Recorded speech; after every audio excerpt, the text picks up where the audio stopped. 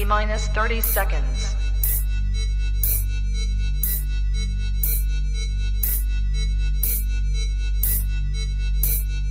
T-minus 20 seconds.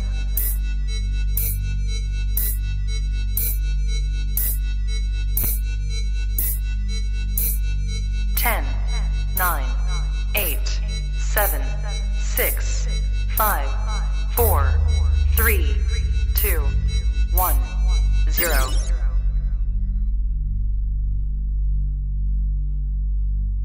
LadyChann! Fight!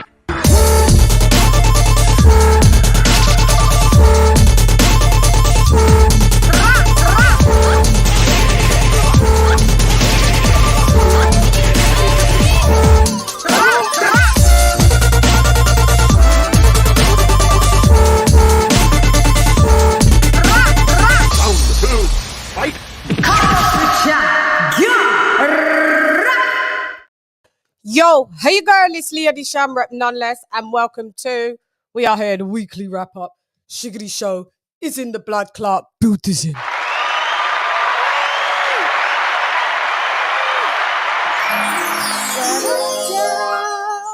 We are here. She is I, and I am she. Yeah, it's the weekly wrap up show. Nice to see you in Bruce. You know what? Salute to Bruce Forsyth. Those that are from America may not know him, but you know, nice to see you. To see you, nice. It's the weekly wrap up shiggity show.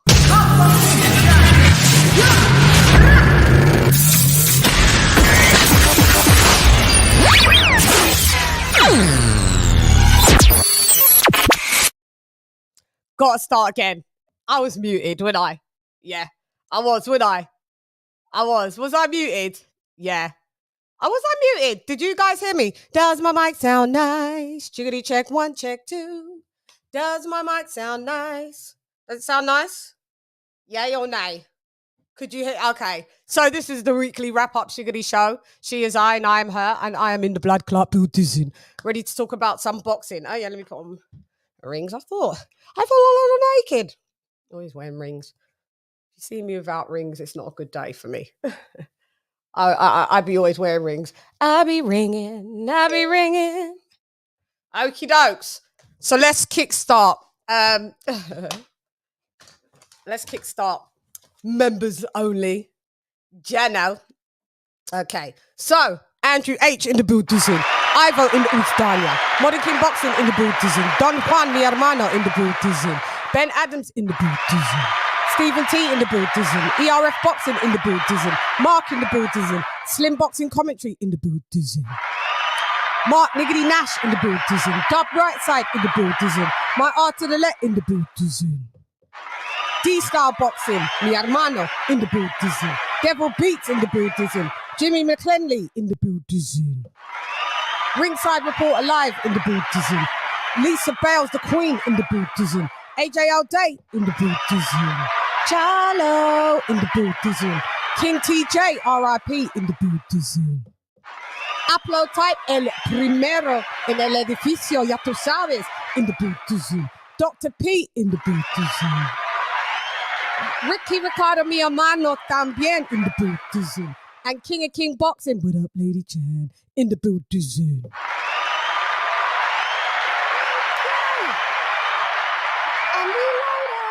Who's here now? What up, though? We got R to the Let in the Buddhism. We have Lisa Bales, the Queen, in the Buddhism. We have Salute to You, Bob Squad, in the Buddhism. Eric Gomes, Wagwan. Ivo shouts out. So Ivo's in the Uzdanya. Somewhere, somehow. You're here. I hope you're feeling better, Ivo. Yeah, TJ. TJ. You like this one, Ale? You'll be always switching it up. Yeah. Tomorrow will be something else. Maybe not. It depends. Depende en el día. Depends on the day. See, ya tú sabes. Okay, you're alive. Thanks for asking. That's good. That's all good. Okay, so I'll do the banner and then I'll bring on my. Oh, I will put the link in the thingy, but I will bring it because this is everybody. You can come through like a woo today. No problem. And sorry, let me do the banner. My bad. The banner is Tyson Fury. yeah. Tyson Fury yet again rejected. Think you're more than what you are, mate. You know how it goes. Oh God. Oh, boxing, we love you. We love you, boxing. We do. We love you, boxing. We do. We love you, boxing. We do. Oh my God, I was watching. I watched the footy, the highlights. Shouts out to Arsenal at the top of the table,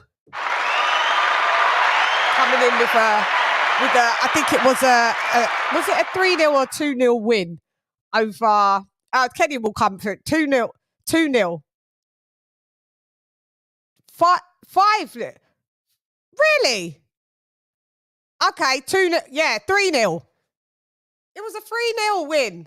Oh, you played again. All right, when you come through. And Leicester still in the relegation zone. We got Tottenham beating West Ham. That was 2-0. Shouts out. Oh, God, yeah. I was enjoying match of the day. I enjoyed the footy. I'm not going to lie. Like I'm in my football bag. Soccer, as you Americans call it, is footy, right? Yeah, that's right. Let me get these banners going. Yeah, there's some good football games over the weekend. Arsenal is in first position. They're only 2 points, I think, ahead of like Man City. Then we've got Man United. I can't remember who's fourth. Tottenham fifth. Chelsea, my team, we're fucking mid-table in it. We're like number 10. Ridiculous right now. Okay, so Tyson Fury, but we'll get there. We'll get there because I really enjoyed the footy this week. I got into my footy bag. I'm not going to lie, love it. And we've got Kenny Ken, the aficionado, that can break it down and give us all the official stats, facts, and data. Suffers. Okay, I'll see you. I'm going to let everybody on. Suffers defeat. I'll see you. Don't worry. From MAURICIO Lara. We're going to talk about that. Jeez. MAURICIO Lara really came in the building with some not so friendly vibes after I was like, this is a nice lad. Did some fuck shit though. Some foul shit. If my peoples was there, boy, it's the whole place. Turn the lights on. Yeah, like lights would be on. Everybody's getting thrown out. Place is done. Spit on people. That's foul. You know what I mean? Don't know where you got that one from. That's the ultimate disrespect in the building. And we don't have that. Okay, so let me introduce. I'm introducing. Introducing. Introducing. We have Kenny Ken first and foremost in the building. What up, though? We have AJ in the building. What up, though? Ding, ding, ding, ding, ding. We have Arlette in the building. What up, though? Ding, ding, ding, ding, ding, ding, ding, ding. Woo! I like what I see. What up, guys? What up, Kenny Ken? What up, Arlette? What up, AJ all day? Hello, everyone. Hello, Arlette. Hello, AJ. Hi, Hello. Kenny Ken. Hi, AJ. What up, It's y'all? nice to Arlette on panel, and it sounds decent. You got it going now, sis. About time. Yeah, I like it. When I saw you pop up, I was like, what? Because I always have the phone lines open just in case, just in case you want to call through. But it's all good, so you're on panel, right? Oh, thank you. I just got a nice message. Thank you. Thank you very much. Oh, that's very nice. So, right. Did I put the banner on? No, I didn't. All right, let me put the banners on. Social media, where you can find me. Oh, where did that go then? Oh, there it is. It's all changed around. I was like, where's all my shit gone? Okie doke. There we go. Okay. All right. So, let's talk. We will start with Tyson Fury rejected in the building. Kenny Ken. What are you doing now? Your guy does it again. Can't get the deal in Saudi. it's going to Wembley. I mean, I could look at it two ways. This is the first time an undisputed heavyweight fight is going to occur in the UK. So, Geno can see it happy about that. But, you know, Tyson Fury fucking up the bag, fucks up Usyk's bag, because the Saudis were like, yeah, we'll give Usyk whatever he asks for. We don't know what Tyson Fury asks for. You know, he goes from anywhere from I'll charge nothing to $500 million. And they said, guess what? We'll match your first offer. We'll give you nothing. Clear off. Go back to England and do it in Wembley for a fraction of the price that you're trying to ask us for. Talk to me, Kenny. Did you hear about this story and why undisputed in 1 minute it's going to happen, it's not going to happen? Tyson Fury pulling out that bullshit where he's like, oh, I'm fighting April 29th regardless. Who you fighting? If it ain't Usyk, who you gonna fight, and who are we gonna accept as an audience? Because I mean, you keep giving us, you keep tricking us and like pissing on our leg and telling us it's raining.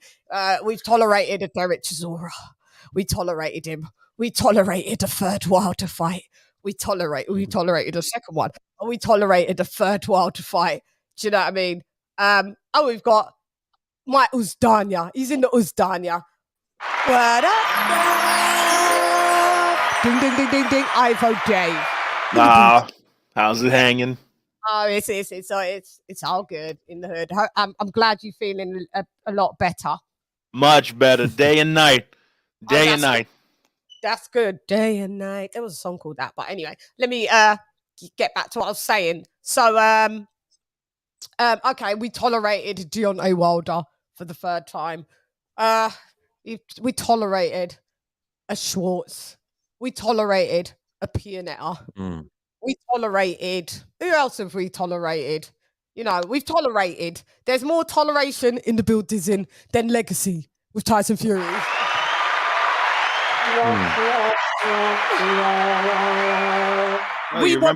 You remember the conversation about Emmanuel Char?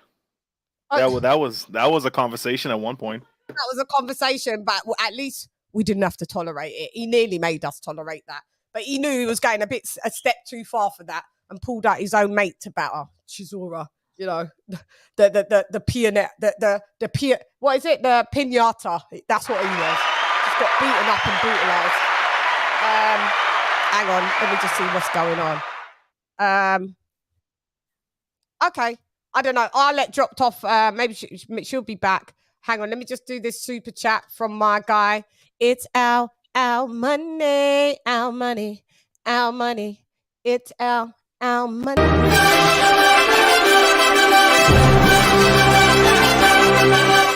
Shouts out to you for the $2 super chat. You know where we are.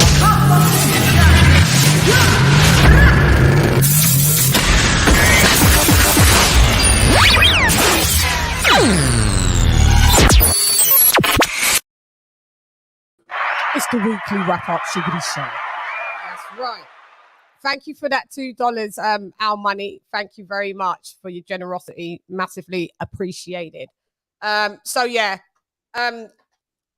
Kenny, talk to me about the Saudis now, you know, giving Tyson Fury a little humble pie. Well, the fact is that in terms of like when Tyson Fury's scheduled, remember they're spending a lot of money. I believe on Jake Paul. Jake Paul's taken a lot of that finance. You know, his brother somehow has got a massive fight, and somehow they charge the British viewers, you know, £20 to watch that. I don't know. My wife's insisting that I buy that fight, and who am I to say no to my wife anyway? But that's another story. But in terms of Tyson Fury, it's simple. There's only one British fighter who can command those figures and can guarantee, you know, the actual spin-off trade, guarantee the tickets in terms of putting bums on seats, and we all know it is. That's not in dispute. That is not in dispute. Andy Joshua is the only fighter that can actually satisfy the Saudis' return in terms of like getting you know, like business into the, you know, Saudi Arabia in terms of the, you know, the spin-offs. sponsors, and most importantly, ticket sales. It's not in dispute. Tyson Fury can't demand that. So when Tyson Fury's asking for X, Y, and Z, yeah, but Matt Arum and Big Frank can promise him that, but that's all well and good. They still got to find venues. They still got to find the TV stations and prepare, to put up the events, to promote, like the country's promotion. Anthony Joshua's the only person who can guarantee that. So Tyson Fury needs to, relax himself a bit and, reduce his terms. Most importantly, is it really so bad to have it at Wembley? Yes, I can understand from a fighter's point of view. The respect I have for them as fighters, I understand it. You make more money nowadays in Saudi Arabia or any of the Arab countries than you would in America and Europe, because that's where the money is. They're what I call virgin territory. They've got unlimited funds where, dare I say it, they can make a loss but can go back again. Whereas if you go to the United States or UK, if you make a loss in these fights, it takes a lot of time for these promoters to recover. So that's why, in terms of like the Arabs, don't get me wrong, they could do at them. They don't need the money, but not stupid. They want to guarantee their business at the end of the day. And no disrespect to Tyson Fury, I'm a massive Tyson Fury fan, as you know, but I ain't a pork chop. I know Tyson Fury in terms of what he's delivering, in terms of his fights and the opponents. I'm sorry, he until he fights the sort of fighters that Anthony Joshua's fought before, I don't think Tyson Fury commanded those kind of revenues that he demands, or paydays. He's not going to get a payday. He won't. The only time he's going to get a payday is in the UK, and good luck with that as well, with the football season going on, and plus you got all of that. He probably will fill out Wembley Stadium, but will he make the money that he would get in Saudi Arabia? Not a chance, because he's a big name. But there's Tyson Fury and there's Anthony Joshua. It's night and day. I'll just be honest. Everyone knows I'm fans of Dillian White, Tyson Fury, and Anthony Joshua, but I've got to be telling the truth here. Financially, Tyson Fury is not an attractive proposition to overseas backers, i.e. in the Arab states, as Anthony Joshua. No way, it's just not happening. No matter what Bob Arum tells him, no matter what his dad demands, and no matter what Frank Warren say, they're not stupid. They know. That's why they're going back to Wembley, because he did very well. He sold out at Wembley Stadium. I was there for the Dillian White fight, and it's highlighted he sold out the Usyk fight. And I'm sure the promotion they'll promote the life out of that, but they won't make the money because, sorry, it's just he's not AJ. That's it. Well, do you know what? And I'm going to give everybody a chance to respond to that. I just wanted just to quickly chime in on that. I mean, he doesn't need to be AJ to be able to be anywhere to get a fight on. All he has to do is be reasonable. I mean, they were prepared to entertain the idea of doing it, but you're just overpricing yourself, because at the end of the day, the three Wilder fights together collectively, if you want to just tell the truth, collectively, they all bombed. With the money that was put in, all three of them, and then you could break down individually. One did really bad, one did good, and one did mediocre, but in its entirety, they all bombed. So they'll go by the marquee value, bums in seats, PPVs. They've got money, but they're not, like you said, they're not just going to throw it all out there just for the sake that they can. Do you know what I mean? Like, that's not what they do. So he could have got the fight done in Saudi Arabia. They were saying, oh, individually negotiate. But this is, now I hope they realise that how Eddie gets things done. Because when it was supposed to be Anthony Joshua against Tyson Fury, you saw what they was doing, all the tactics. But Eddie had that all sorted out. Eddie's given you, open the gateways to use lot to be able to use the Saudis. Granted, Bob Arum's been in the business 6 decades. But at the end of the day, he didn't have Saudi access, did he? Eddie Hearn crafted that way. So at least, and then you fucked them over when you didn't do that deal, and you said, I spoke to Prince Khalid and the fight's on. I'm fighting Deontay Wilder. and then the 3 days after that, can't remember what fight it was, that you saw Tyson Fury signing the contract and Deontay Wilder's name already signed there. Y'all just a pumped up middleweight, pumped up middleweight, cruiserweight. That's all. Do you know what I mean? So all it is just pissing people off and saying that he'll do this, and then the lie detector has the lie detector test determined that was a lie. You just lie all the time. So the Saudis ain't got no time for all your shit. We'll give you what money that we think that your marquee value's worth, and that's what it is. AJ, chime in. What do you think? Well, it doesn't really surprise me, because Tyson is a flim-flam artist, as we all know. And Chan, you said it best. It's like, you don't have to match AJ's purses. Just be reasonable. Because like for the Ruiz rematch, this man, Joshua made damn near all Wilder and Fury's fight purses combined for their first 3 fights in just one fight. I mean, so it's like, you're never gonna match this guy's gross or purse wealth. You know what I mean? It's not gonna happen. You know what I mean? So it's like, and honestly, because you said that like he's messing up Usyk bad. While that's true, I really don't think Usyk cares, because he just made a fortune fighting AJ 2 times himself. So it's like, I don't really care what he makes for the fight. If I'm being honest, he just wants to fight he just wants the chance to fight to get the belts and beat this asshole.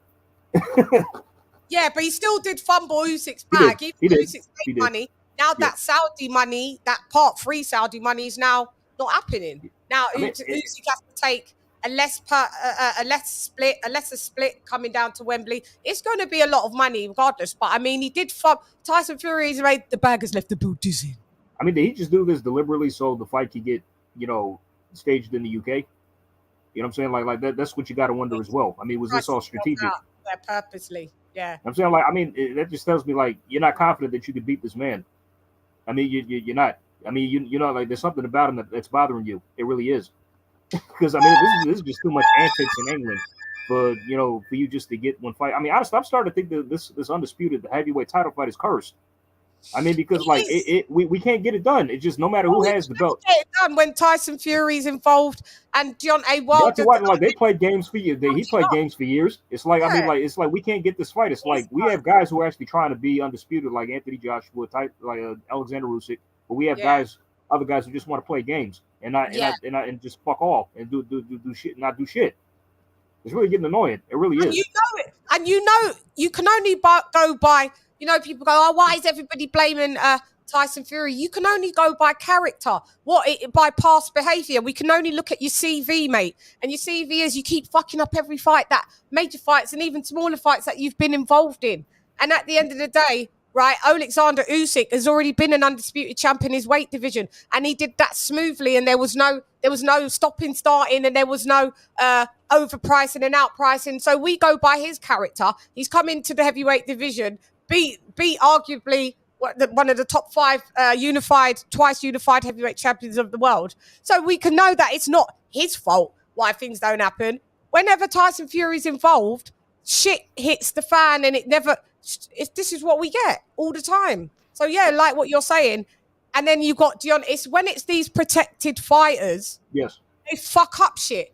And I don't care. Tyson Fury, I know it doesn't sound, I know it's not the same as Wilder, but it is. He's kind of protected. He's just strategic. He doesn't take the big fights unless he's backed up against the wall, like recently. I think deep down Fury knows his limitations. He really does, and he sees fights like with guys with Usyk and Joyce and AJ. They're all risky fights, whether he likes to admit it or not. There's a chance that he could lose to one of these guys, and that's why he's being very strategic and really moving around carefully to try to get these guys at the right time. Why did he want to fight AJ after he lost twice if he was serious, which I don't think he was? So, and plus, like, another thing you have to ask yourself is, like, in addition to being like, what if he did this strategically to move the fight to the UK by pricing himself out? Like, if he was serious, I mean, like let's just say the Saudis gave him an offer and it was higher than the one he was asking for. Who's to say he would have said no to that one too? It's like, how much money is enough? How much do you want? I mean, because I'm saying this because like, what if they gave him an offer and like it surpassed what he was asking for? How do we know that he wouldn't have said, nope, that's not enough either. I want more. I heard he was, but I don't know. Don't quote me on it. But I did loosely. He was asking for 150 million, and they was like, "Nah, that's not viable. You're not going to get that." I mean, because then they're gonna have to pay Usyk like around that same amount too. I mean, come on, like what are you talking about here? You know what I mean? The only time when that type of money was offered that was close to $500 million combined was the 2-fight deal with Anthony Joshua and Fury in Saudi, and that was near enough like in its 2-fight deals, it was nearly amassed to like nearly $500 million. What did he do? He drug everybody along and wasted everybody's time when he knew damn well he was going to be fighting Wilder for a third time. That's what he did. Joke business. Ridiculous. Yeah, like I say, isn't it? Joke business. Yeah, that's joke business. It is. It's joke business. So who's next on the? It's my Ukraine. Sorry, Ukraine. Can I just add one last thing? Yeah, of course you can. Sorry, go ahead. There you go. Okay. Do you remember a long time ago when he was actually? This is actually pretty funny. He made me laugh when he did this. Tyson Fury. He was talking shit about David Price when he was at a fight, talking about like, you big plumber, you big stiff idiot. You remember that? And then afterwards, you and your gay lover Tony Bellew. He ducked David. But when it was time to fight him, what did he do? Didn't do it. Thank you. Thank you. That just tells you what you need to know about this guy right then and there. And the thing is, at that time, when we look at it, now looking back, he could have probably beat David Price. That's what I'm saying. I mean, it's like, bruh. David Price was all right, but then they overhyped him, and then he just started getting knocked the fuck out by everybody. Dude had no chin. You know what I mean? So. Yeah. Okay. Anyway, go ahead. I know we're just like this. God damn. No, you get me. Ivo, what up, Dow? You know how it is. You know, another day, another bipolar episode from the Fury camp, as always. You know. Look, I have nothing against him as a boxer. I think he's a good boxer, a great boxer, right? I'm kind of on the same boat as Kenny on this one. I think he's a great boxer, and I do believe he's one. He is like a top 5 like heavyweight, right? And current heavyweight. But my thing is with him, it's just like, you're not going to make as much money in Wembley as you will with the Saudis. You know it. Like it's obvious, and you know this. Like for example, I do believe he'll do good numbers at the gate. He'll do a good pay-per-view number as well. But the money, like, it's, I don't know, man. Honestly, I've been hearing so much about Fury for like the last couple of years that it's just like second verse, same as the first. He says something, then he backtracks on it. My thing is like this. Usyk signed the contract. Like, Usyk's not the problem. So any fanboy that's blaming Usyk, that's a damn lie. He signed the contract a month ago. It was stated. It was stated, like, Usyk. So I see people like saying, oh, yeah, it's Usyk and this and that. I'm just like, no. No, Usyk did his deal. He did his part. He signed. It's blubbermouth over there that got to start talking, man. He got to stop talking, start signing. Like, honestly, I don't want to play like say too much because there's not much to be said. The reality is, it's like every single time Fury, like, it's not even mind games at this point. It's like I feel like it's genuine concern.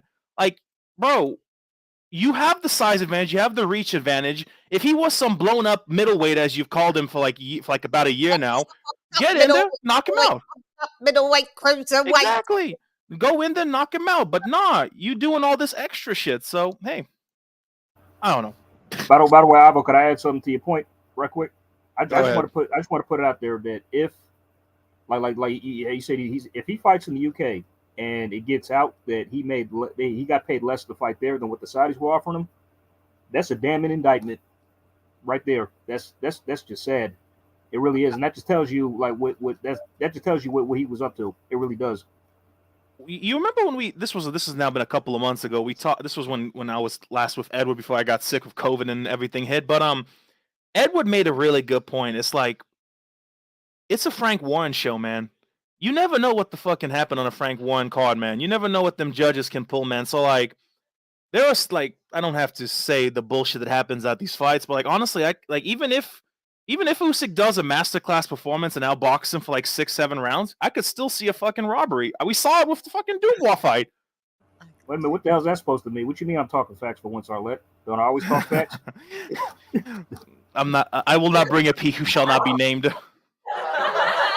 I'm talking facts for once, the hell. I'll let you in the panel. Go ahead, Hello? AJ, your question. All right. Oh, she ain't got nothing to say now. Okay. All right. I hear you. I'm just keeping my mouth shut. Oh, but you want to type in the chat though. Yeah, that's my prerogative. Okay. All right. Have fun with that. I love us. We are a mess. We're a mess online and we're a mess offline. If Oh only they. yeah. I don't know. If only you knew how our mess. We're all a mess. We love each other, but we're a mess. What even is dysfunctional in 2023? I'm waiting for you to join the group, Ivo. Oh yeah, you did send me the link. Yeah. I'm sorry. I got like you sent me the link and like a week later I was dying in my room. You died. Yeah, you passed away. And we had to revive you. And then I shortly died with you afterwards as well. Yeah. Yeah, I know. It's all good. I'll resend and at your Thank you so much. Yeah, no, it's all good. It's all good. I want to hear to the let's. Go ahead, Arlet. Let's hear your opinion. Well, you know how I feel about Fury. So, I mean, I agree with what everybody else is saying. I mean, he's just a joke to me. I don't really take anything what he says serious, and he's a liar. So, you know, like I mentioned in the chat, he's what they call in this country a snake oil salesman. Yeah. Just like I don't really take him seriously. Feel like he's just all talk, and though. And I don't like, even when he says he wants to fight somebody or he's going to fight, I don't believe it until they actually get in the ring. Yeah. Do you think so? So you don't think the fight's ever going to happen with Fury? Because he's saying he's going to fight regardless. I think April 29th. I'm just wondering who that's going to be. No, he's not going to fight him. He's not going to fight him. He's not going to fight AJ. He's not going to fight Joe Joyce. He's not going to fight none of those guys. I bet it's going to be Emmanuel Char. And you know what? He keeps on fighting people like that, and his interest is going to go down and down and down. And he's going to wonder how come people's not offering a lot of money because nobody wants to see this guy fight people that are journeymen. I mean, come on. Yeah. And then we've got Eddie saying if that fight doesn't happen, gonna fight AJ in the summer. It's not happening. Let's go, baby! Let's go! Yeah, I used to get riled up talking about that guy because I used to intensely dislike him. Can I ask y'all a question? Yeah. Yeah, AJ's so fine. Oh my god. Not AJ Spade. AJ that was just on the I got that. Let me ask y'all a question. This isn't even like a hypothetical, but it is somewhat of a hypothetical. Can you envision a world where Tyson Fury drops his ego and lets AJ be the A side? No. That would exactly. Never... So that fight won't happen just on that premise. Yeah. Even the majority belt holder, he's saying I need to get more money than him. Exactly. So sis, yeah. What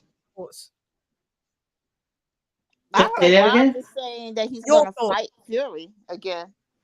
I don't even know why they entertain fight. Anthony Joshua, don't entertain anybody that's constantly fucked you over. How many times do you need to be fucked over by Wilder or Fury? How many times? Like you keep putting your hand in the fire and then expecting not to be burnt.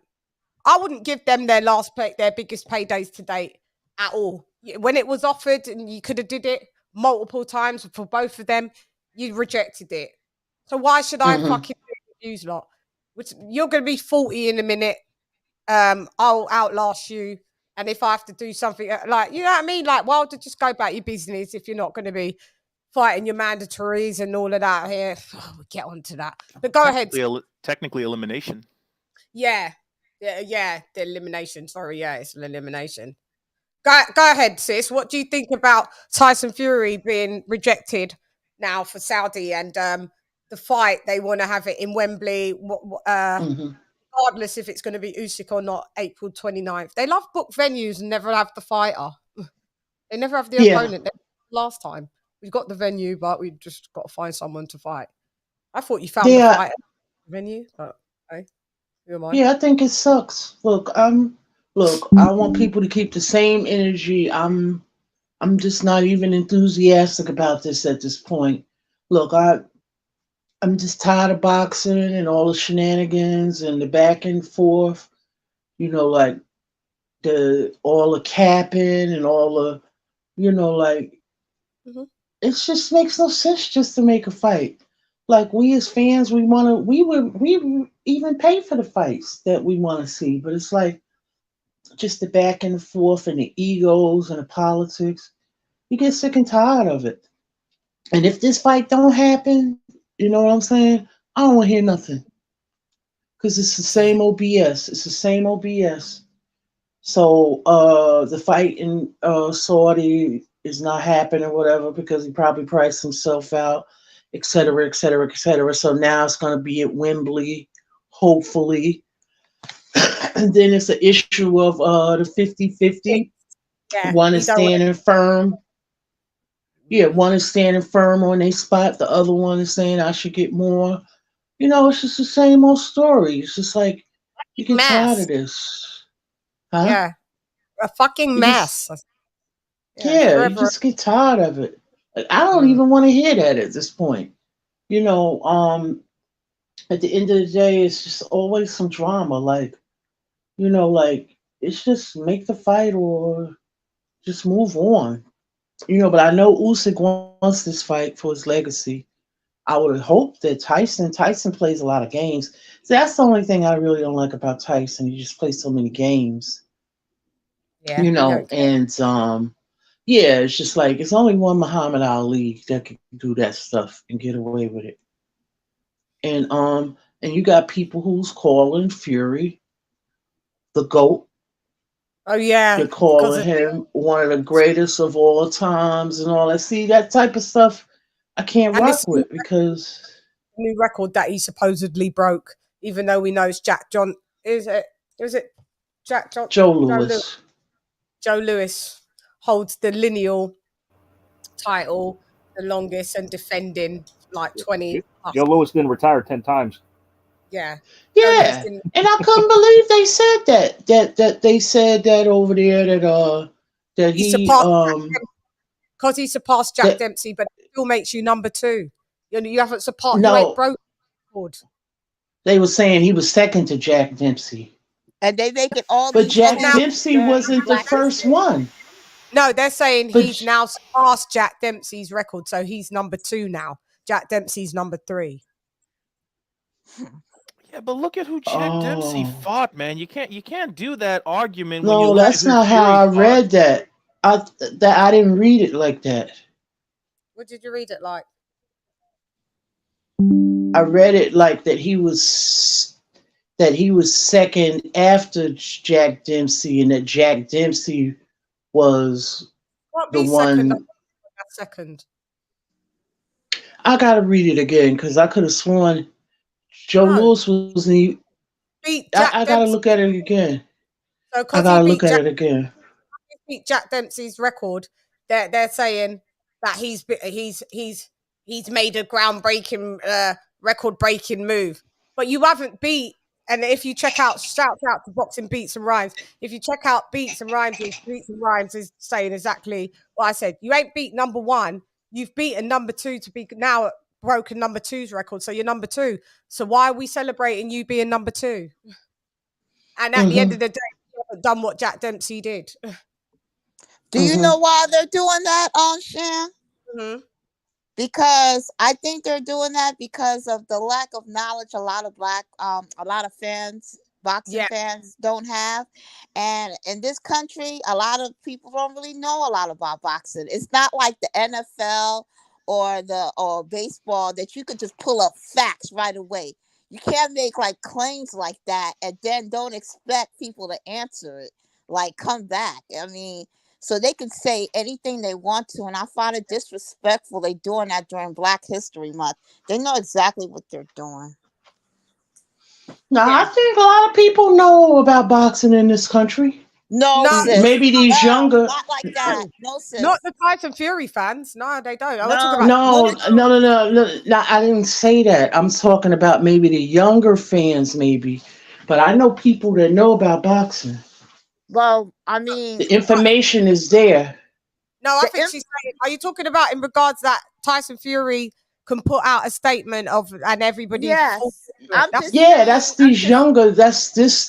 Yeah, they that's. enough about boxing, so they just sis, got. that's not really true neither, because I mean, I mean, I've had conversations with my with my boyfriend and my ex, which is my child's father. Mhm.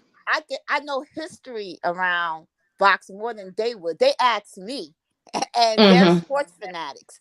Yeah. And if they need help or they want to ask, they will ask me questions. A lot of people don't know. If it doesn't, if it doesn't surround the era of, I want to say maybe Tyson. I'm talking about for my generation. Mhm. Tyson, maybe Larry Holmes or Muhammad Ali. I'll go as far as that. They don't know about the history of boxing like that. They don't. It's just that, I mean, they don't know the history. Like I said, somebody could just put up some stuff like that and they'll just like take it for, Yeah. yeah, they'll just accept it because whatever it's saying. Like, I was having a conversation with someone and they actually thought that Fury is more popular than Anthony Joshua just because ESPN says so, and ESPN is an American Outlet. network. So it's like, Mhm. huh? And I was like, that's not true. I like, look at the following. I mean, look at the Mhm. followers. Look how many people follow Fury on Instagram and on the as far as AJ, it's like miles. It's like they really don't know, and he's not into boxing like that. So what am I gonna, they just believe everything that's being reported on certain things like ESPN. They don't really follow the sport like that. That's right. Yeah. Well, see, I hear here in America, I hear more people talk about Tyson Fury because he came over here. Well, from what I see online, let me just say that. Yeah, I But But don't see, know. we know boxing. the only way how they know about him is because of the fight of from Wilder. They don't know that guy. Yes. Hmm. They But don't know every him. time you go on, like every time I watch an ESPN fight, they always promoting him hard. Because Yeah, he's on because the because he's with Top Rank. But let's be honest, and let's be honest, those majority of those people know Tyson Fury due to Wilder, but really a Hmm. lot of people know AJ over there across the board from way before, from years Yeah, ago. yeah, yeah. They So know well. Yeah, we they know AJ. Yeah. come up. They've seen AJ's rise. They've seen him in the Olympics. They've seen him with the Wilder back and forth. They've seen him for years. They're in America. They may not be constantly talking about, but I think they do talk about Joshua. It's just where I see it, they talk about Joshua. It's just in a negative light. He's just not Hmm. promoted there. But but I you think Tyson Yeah. Fury's just talked about because of Wilder. but you know Yeah. what, He. Chan? Like when HBO used to have boxing years ago, I remember that Hmm. they used to promote Joshua a lot. This is Yeah, like they before the did. Klitschko fight and everything, and they never used to talk about Fury. They never did. So that's how I know a lot of people know who AJ is over Fury. I Hmm. don't care what they say. It's only recently because of the because of the Wilder fights. But Wilder. no, AJ, as far as his popularity, has been here longer than Fury. Hmm. That fight when I first really saw Fury, it was against Steve Cunningham. I saw him on Channel 4 in the daytime at one Oh, o'clock. you picked a bad fight to watch Fury. And then I'm just telling you. And then I saw him fighting. Like when I really started to just look at him, I'm not saying I knew he was around. Hmm. Then when he beat Klitschko, nobody was talking about Hmm. him like that. Nobody. Nobody. This was like None of us. nobody in this country was talking about him. So I think that's why he fought wild. And there, and you have to admit, it's like a race thing to it too. People like to see black against white. So I think that's another reason why. And it's not all Fury fault, because Wilder had his minions, saying this, oh, no man can beat me during Black History Month type. So that's how Wilder is the one that made that made Fury famous. Fury didn't become famous on his own here. Wilder's the one that propped up Fury. I mean, if you want to be 100%. Well, you know, Mhm. I think, well, I'm just going to say this, and I don't care if people think I'm fanning out because I just deal with, I deal with facts, and people's got their opinions, but I'm dealing with facts, and whether you like it or not, this is a fact. Facts matter. So if we're going to have a conversation, we have to agree that there's some things that are just true. Facts and data matter. Listen, when you always got to remember, like, really and truly, Fury talking about, oh, I don't want to fight this guy because he's not in my era, and this guy's not in my era. Technically, if you want to really go there, neither is AJ from your era. Neither is AJ. You've been pro. You turned pro 2008, 2009. AJ turned pro 2013. You guys didn't you? Well, Fury did unify when he fought Klitschko. He's held all the belts, but not in a. He took 3 of the belt. He took 2 of the belts from Not simultaneously. Simultaneously, and then you got stripped, Pop Dirty, whatever, and then Deontay Wilder held on to that WBC belt from 2000 from his 30th fight 2000. When did he get that belt? 2000 Wilder? Yeah. 2020. 2020. Yeah. 2020. No, 2017. Wilder it got was the belt like earlier on. 2018, 2017. 2017. no, it was about like No, 2015 or something. You mean the WBC belt, the one that Wilder had? Yeah, Mhm. Yeah, 2015. He had it 2015 to 2020 till Tyson Fury took it off him. Yeah. Oh yeah, Wilder did, yeah. Yeah, so once he held on to that belt on hostage. Remember, AJ came in and had to go clean up belt by belt, one by one champion, right? While all of these lot were just doing fuck all, to be fair. When AJ came in, that's when there was money back in the division. That's a fact. That's not an opinion. That when they started to attach their name to Anthony Joshua, nobody was talking about no Deontay Wilder. Not in America, not in the UK.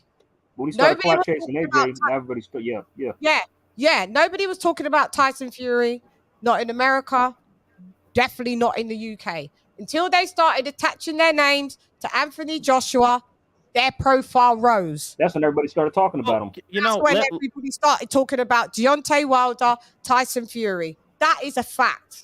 There is also one more point that I would say, just as an FYI. I believe that was Stavern.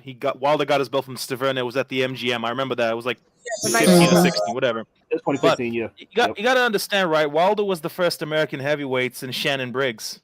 It's been a hard minute. That's why the that small contingent of fans that he did have was so vehement about defending him as opposed to like AJ. It's just because you gotta understand this. I know this is why Americans hate me, but it's like the truth is American heavyweights have not been a real thing for a hot minute. We are not in the 80s. We are not during the Tyson era, Mike Tyson, when it's not that right now, right? It's like that small contingent of fans latched on. Exactly, and they were religiously defending him, religiously going at him. So it's just is what it is. It's like, for example, Wilder isn't even people like to associate Wilder with AJ. Wilder isn't a remnant of the Klitschko era. He is not AJ's peer. That's where he's from. Yeah. Yeah, he's a Klitschko era boxer. I know. You don't want to fight the guy that's you don't want to fight the guys that are from your era, but the guy, because he's not from our era, but the guy that is not from your era, you want to fight him. Well, I mean, remember, Wilder was pro in I think he was 2008. He's been around for a while. So again, heavyweight boxing is a glamour weight, and it's just the fans, man, the fans, and then the boxers, and it's a hodgepodge mess right now. Yeah. That's a fact. It's a whole fucking shit. Is it we're just here talking facts. People that don't like it. Tyson Fury fanboys, get out of town. Let me just ask Kenny Ken before I thank you for Will Lynch joining and Candy, so we'll get to you. But let me just ask Kenny Ken, if Tyson Fury, let me ask you 2 questions. So Tyson Fury being lineal, surpassing Jack Dempsey as number 2 lineal, should we even be making does that even make any sense? When Like, when is being number 2 better than a record-breaking thing? And if he doesn't fight Alexander Usyk, who's acceptable for Tyson Fury to then fight instead? Can you? We can't. In terms of the lineal belt, I say this respectfully because respectfully, a lot of fans nowadays do not take that seriously. I'm a big fan of the lineal status, but it's Tyson Fury who seems to put more stock on that than anything else. So for him and he seems to dine out on that. In terms of who is acceptable for Tyson Fury to fight, well, it's only Usyk. Simple. There's going to be no one else for Tyson Fury to fight. Except he might maybe Joe Joyce. Maybe Joe Joyce be a fighter that you think Tyson Fury, go and fight him. And we a lot of people have Tyson Fury the favourite. They know that Joe Joyce is dangerous. Joe Joyce has got better with age, and he's durable as well. But let's face it, the boxing fans around the world, and even diehards, and I'm not talking about casuals, diehards, they want to see the undisputed championship between himself and Usyk. They won't accept anything else from Tyson Fury, and I don't think him and his fans are going to pull out of it because they're happy that they got someone from Greater Manchester, stroke Lancashire, being a champion who's got Irish background, and he's British and everything. They love all that, but even they want to back up their thoughts that he's the best fighter in his era by proving against Usyk, because everyone I speak to who are Tyson Fury fans believe that Tyson Fury would be too big for Usyk, that when it gets to championship rounds, he'll overpower Usyk, and he'll be the one who'll be able to go to Usyk, stand in front of him and take him out, because he's now planting his feet. So if that's the case, then I don't see any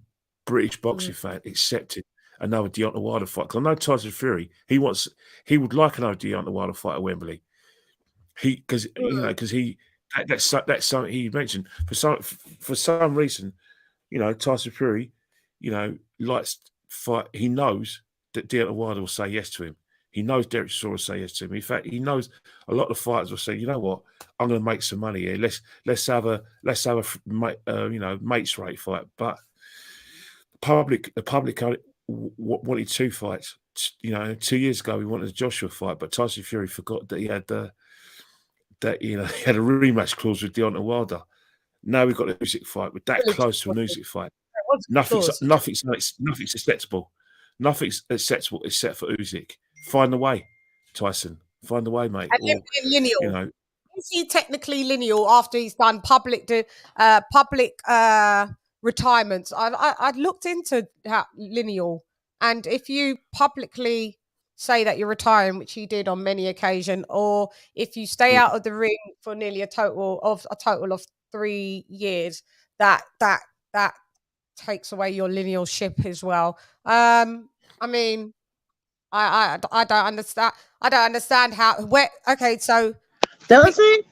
Okay, I got a question when you finish. Yeah, I'm gonna go to Candice as well, and Will. He picked up being lineal from Vlad. How does that put him in front of Jack Dempsey? Jack Dempsey did what? How many title defenses?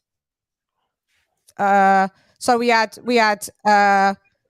Joe Lewis with, I think, 23. Jack Dempsey shortly behind. 6, I think. How much? Didn't Dempsey have 6 defenses of his title? It was a bit more than that. I want to say something about 11 or something. Joe Lewis had about 25 title defenses, 25, 27, something like that. I think it's 20. I think it's 23. And Tyson Fury's had 2. No, I think Joe Lewis had 20. I have to check. I think it's 25. Okay. Yeah. So, are you going off of the article that they posted about the stupid? Your audio is really bad. Well, it's static. Can you turn yourself up? I can't turn you up. Can you hear me? No. Yeah, can hear you. It's Okay. quite. Go ahead. But But are you referring to that shitty article they wrote about the lineal? About how?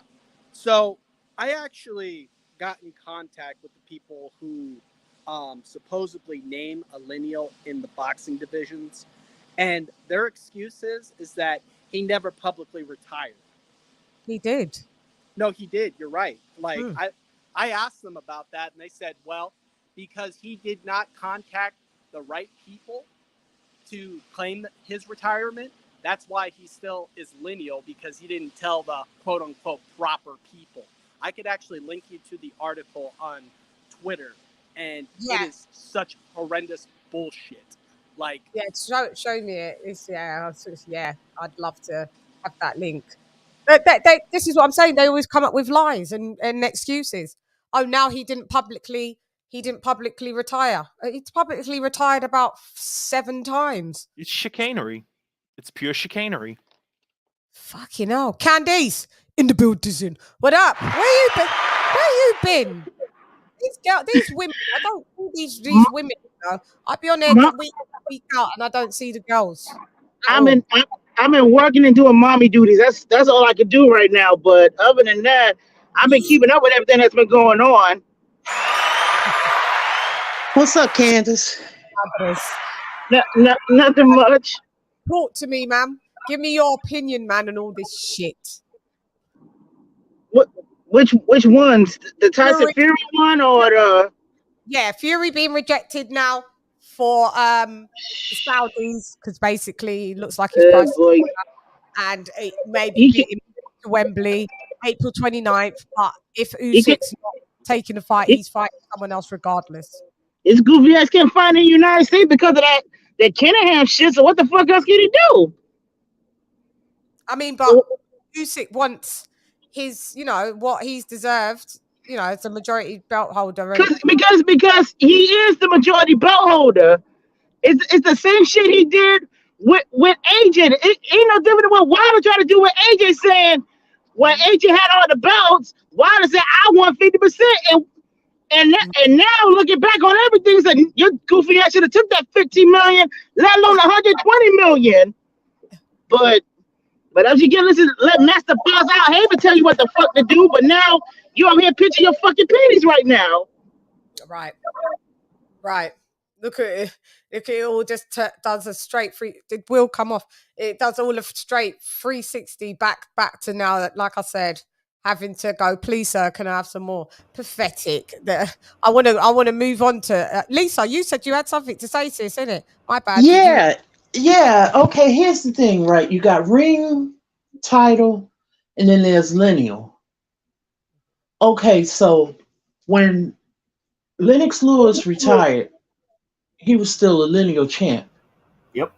So this is where I'm getting, it's always like murky this, because in order to establish another lineal, it would have to be 1 and 2.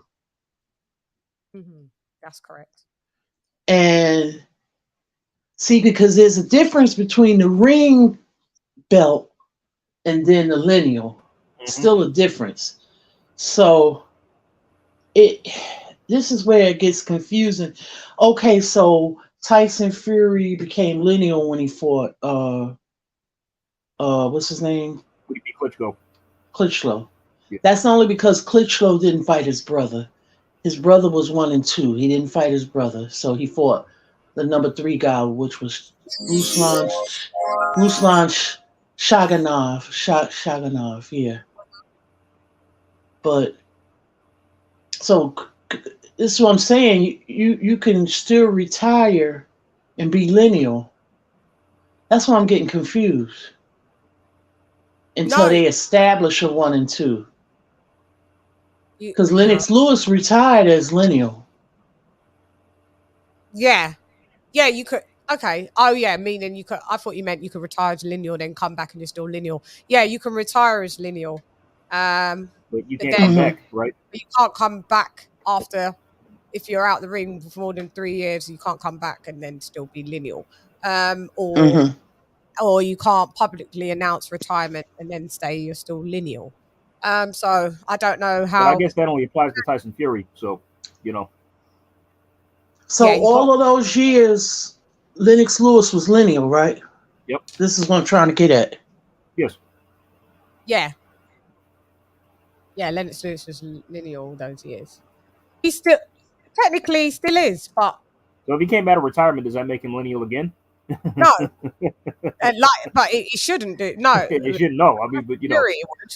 I'm saying, but this only applies to Tyson Fury for some reason. Yeah. Yeah. You know, if he thinks he Right. get a pass. So yeah. The only time you lose lineal is when you lose in the ring. Yeah, technically, yes. Yeah. Right. Or if you retire. Right. Yeah, or if you and he's done that. Okay, I'm just gonna get this. Where's the article, Will? Tagged me lineal box champ. Do I click on them? The lineal boxing champ, yes, but I also have excerpts from the article in screenshot form. I tagged you in 2 of them, so I do believe it's the one. Oh yeah. Let me share it. Thank you. Let me share it. I got it. Let me share it now. Guys, take a look at this, courtesy of Will. Okay. Now you got to drop them links, Will, because man, them Tyson Fury fans, man, you never know. They're gonna ask for all the links. Yep, the longest lineal championship reigns. So 11 years, 8 months. Yeah, 7 years, 2 months. Tyson Fury, 25. So he's third. So why are they saying he beat? So why are they saying that he beat Jack Dempsey? That's what I was trying to tell you earlier. But they were saying that I can get I'll pull up Beats' one as well. They were saying congratulations. He now is surpassing. I thought he's surpassing Jack Dempsey. So what? They're celebrating him being third. Mm-hmm. I think. Really? I think the reason why they're saying that is because you look how disingenuously it's stated from 2015 as though he was reigning that entire period. That's it. Okay, got it. Yeah. You see how disingenuously they're saying, "Oh yeah, he was lineal from 2015 till 2023," but the reality is he took like a freaking hiatus in between. So that's why he's rivaling them. So technically, so why haven't they put him at number 2? Because technically, if he's still the lineals from 2015 till now, doesn't that make it 8 years?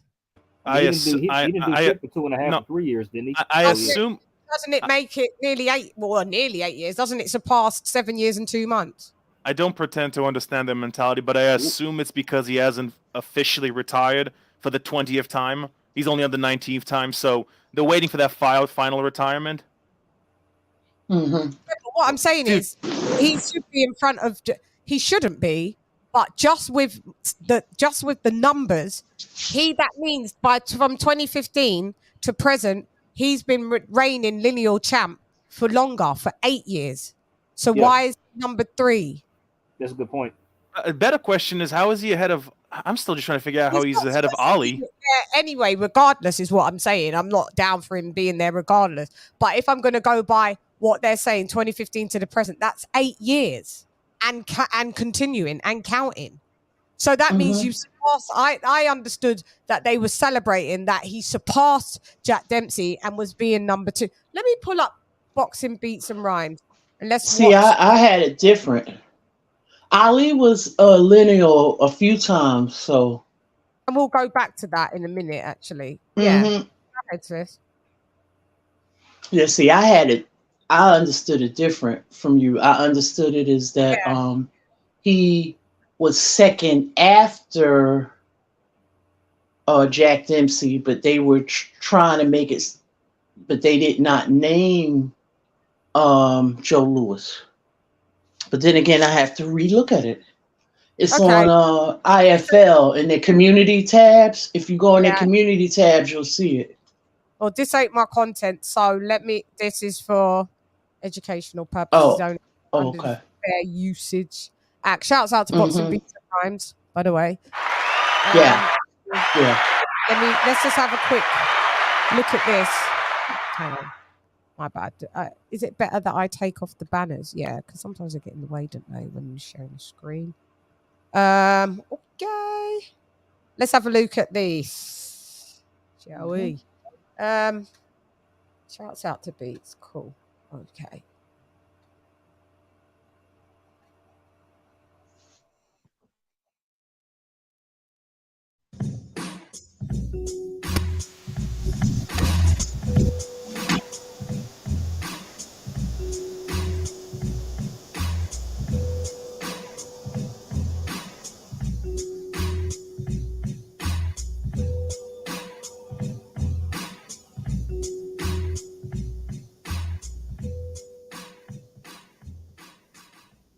All right, let's go because you know what I came in to do. I don't get paid for overtime. I'm here to fight. So IFL TV trying to stir up the masses, and it always works. Now they're saying that Tyson Fury has surpassed Jack Dempsey's record of 7 years and 2 months to become the second longest reigning lineal heavyweight champion of all time. Now, how can you surpass Jack Dempsey's record to become the second longest reigning? The record belongs to the longest reigning, and that's Joe Louis, 11 years, right? We're talking about a fantastic feat. And then the Tyson Fury fans, they jump in.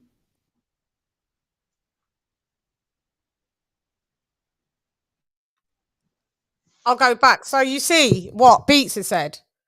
He is supposed to have surpassed Jack Dempsey, right? So I saw.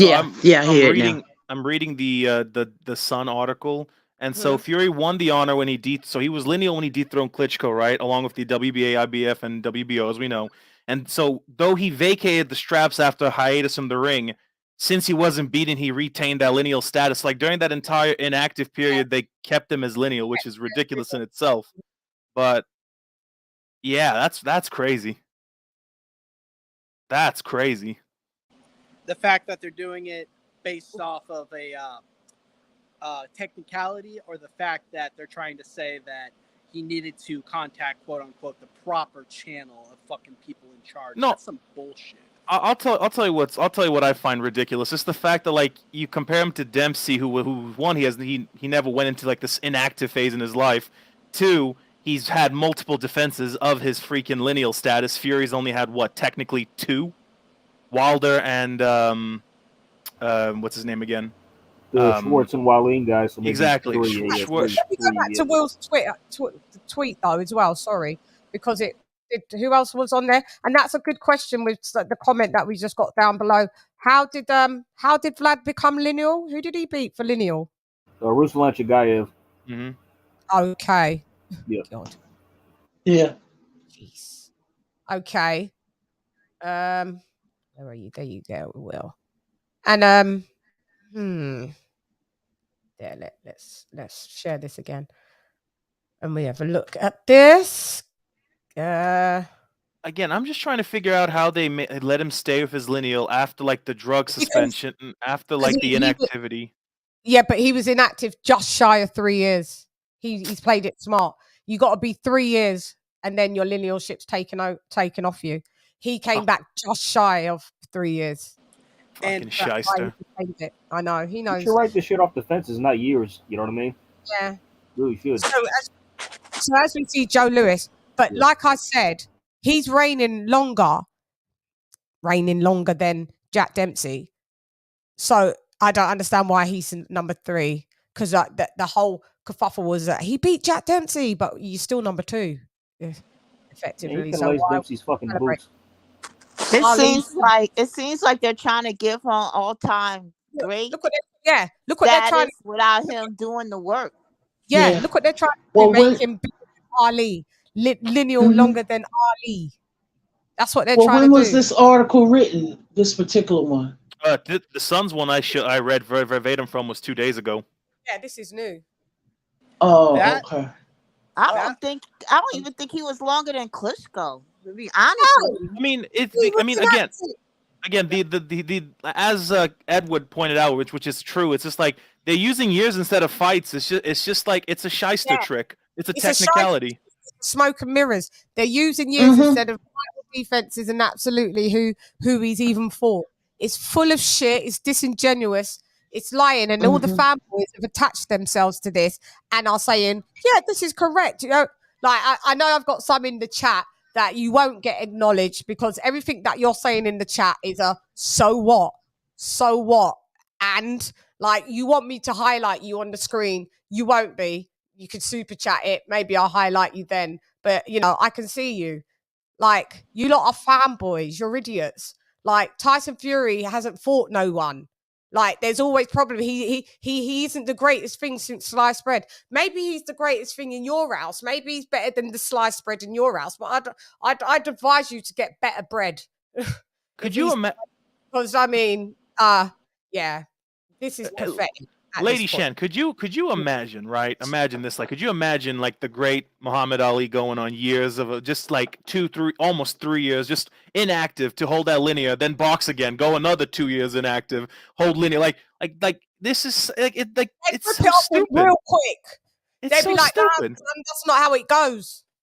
No, it's ridiculous, man. I could not imagine one of like the greats of old, like just doing like these shyster tricks. It's ridiculous. Like, yeah, I didn't fight nobody. I've had 2 title defenses. Been a pro since 2008, and had 2 title defenses, and I'm the greatest. I'm an ATG. I'm definitely have to be going in the Hall of Fame. And guess what? I'm one of the longest reigning lineal champs in boxing history. Fuck off, man. This is what really concerns me. I just think that they're trying to get him even higher. I don't know. I look at everything as in, I don't want anyone to think that I'm like always talking about race. But yeah, but it's great white hope. No, not only that. I think that they're trying to get him higher than Lennox Lewis. Dude. Yes. Because do they think that he's a better British champ than Lennox Lewis? Yes, because from what they say, and Lennox Lewis accomplished and beat more champs and have a better resume than him. Because that's how it's starting to look like to me. It's starting to look like a lot of his fans are very the all word. Welcome. Yep, I'm saying welcome to the Western world, full of racism in the building. This is what it is.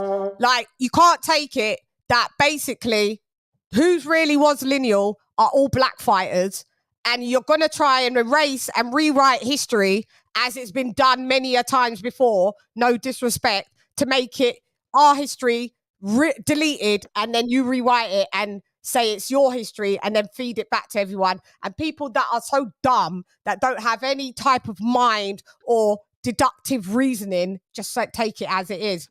It is great white hope and supremacy at its highest. Whoever don't like it can feel free to get off. And Shan, it seems like even like if you lay out facts, you haven't accomplished more than no fucking Lennox Lewis, no fucking Muhammad Ali. How fucking dare you? No, you haven't accomplished more than Joe Lewis. It's Joe Lewis, the brown bomber we're talking about, right? Yep, brown bomber. Yeah. You One of the goats, yeah. They're trying to do, and then they hoodwink everyone and put him in there 2015 till reigning, and to put him up in the fucking history books to force feed him to force feed us him down our throats. It is fucking all it is the Western this is where race comes into boxing. That's what I said. And you know what? That is a fucking fact. And you know what? If Fury was any type of guy, he would put his fan base in check and tell them, but no. So that's why I don't like Fury neither. Me either. He knows this is shit. Well, he knows even this is shit. Look, like this is just the point of like this is just the facts. Even if he beats Usyk and becomes undisputed, you don't even crack top 20 all-time greats. That's the problem. Yeah, it doesn't matter. This is what I'm saying though, Ivo. They're gonna make it that it looks like that. Like they're gonna make it like look, it's already in progress. Yeah, they're doing it already. Yeah, she's right. Now, Ivo. So but even does he, if he beats does Usyk, he, that it's. They've put it in our minds. He's the greatest since the era. Look, he's surpassed Muhammad Ali. Look, he's surpassing fucking Lennox Lewis. He's better than Lennox Lewis. If he was fighting Lennox prime for prime, Tyson Fury, too big, too fast, too strong, he would beat Lennox Lewis. He would beat Muhammad Ali. Muhammad Ali was only 180 pounds. Look, it's already in effect. But you Well, know then, what really well, then the way angers me, and I already mentioned this. In this country, February is Black History Month. So every day I've been watching stuff about Muhammad Ali, and even last month when Mm-hmm. I think they had Joe Louis, not Joe Louis. They had Ali's Joe birthday. Frazier. They had Joe Frazier's birthday. They had Bernard Hopkins' birthday. They had Mm-hmm. George Foreman's birthday. They had Roy Jones Jr. birthday. They had Felix Trinidad's birthday. Everybody's birthday that was in January that was a Black. They spoke about them. Now all of a sudden they start pulling out this stuff about Tyson Fury during Black History Month. It's like it seems like they want to strip away Black pride from Black. Like we haven't accomplished, we haven't done crap. And I find them very infuriating. You're right on this one. You should be saluting the accomplished Black fighters right now in that lineal ship that we've just seen, right? And be saying salute. You know, you give us 1 fucking month to celebrate our Blackness. Thank you very much. You are propping up this con artist. Right, we got the shortest month in the year. You give us 1 month to celebrate that. So let us celebrate it, okay? And these are the lineal champs that did this. But no, what you want to do yet again is interject no disrespect whiteness in there. Oh, they can't have nothing. We've got to interject our whiteness in there now and fuck up their thing. You give us 1 blood clot month out of the year. At least let us have it without you lot having to interject it. It's rude, it's disrespectful, and I don't care who don't like it because a fact's a fucking fact. Do you understand? You can see the trees through the woods. It's plain to see. It's rude because when it's anybody else's culture or ethnicity, we fall back and we celebrate it. When it's Cinco de Mayo, we fall back and we allow people to do their thing. How comes when it's us, it always has to be obliterated? Always has to be interjected. Well, by the way, lady, I would like a white person to absolutely answer this. Actually, well, I'm white. I think I am at least. So I'm kind of. I've adopted you a bit now, Ivo. So you're a bit mixed race now. So be careful. I'm an honorary Brit on the weekend, so you know You're honorary bit Black as well, so you're a Black Brit. So in response to this like chicanery, bring up the number of title defenses of that lineal status. Dempsey defended his lineal status, I believe, like you said, in the double digits. Fury at best was 4 times. So history, despite the attempt at history being rewritten, you should still you can still bring up the facts and argue this point easily. Look up the defenses. I can be a lineal champion if I defended my belt 2 times in the span of 5 years. As opposed to Dempsey, who's defended it 6 times in a year. You know, these types of things really I'd really makes me hate boxing to a degree. Oh, this is the only sport that this kind of shit happens. Oh, this is the only sport where this happens. Yeah, this era is the most pathetic era of boxing. That's a fucking fact. Pathetic. And by the way, Ivo, I wanted to answer what you said earlier about why they're still giving him the lineal. Sorry, I'm so pissed off. Go ahead, Will. Sorry. Oh, no, you're good. The reason why they still recognize him as lineal, even though he failed a drug test, if you read the article that I shared, that was actually from last year, they will tell you that the reason is because it was never, quote unquote, proven that he was guilty of anything. That is some fucking bull. Dude, so you tell me, as I think you're white, isn't you, Will? Oh yeah. You tell me, isn't this fucking some kind of it's white privilege? It's in the building. Honestly, it looks like it. Like 2 + 2 looks like 4. Like, look at the disrespect that you've got, right? You ain't even got like a Lennox Lewis in the background as someone that was lineal. Like, you've got him with Lewis, this Lewis, right? Not Lennox Lewis, right? With this, and then you've just interjected this here. It's disgraceful. Why isn't Dempsey on there? Why isn't Dempsey in there? Where's he? Where's he at? Time in Black History Month for you guys, because for us it's in October, but nonetheless we celebrate it alongside because we're all globally black out here, right? So listen, this to me is offensive. I feel offended. Well, here's why they. but Chan, like, You should have did this this month. Here's You should here's have what did this here, this month. I got you. Here's why they can't put Lennox Lewis up there. You know why? Because he had 14 successful title defenses as the 5th highest in heavyweight history. So, at 4 years, I believe in some months, he has the 12th longest reign of heavyweights.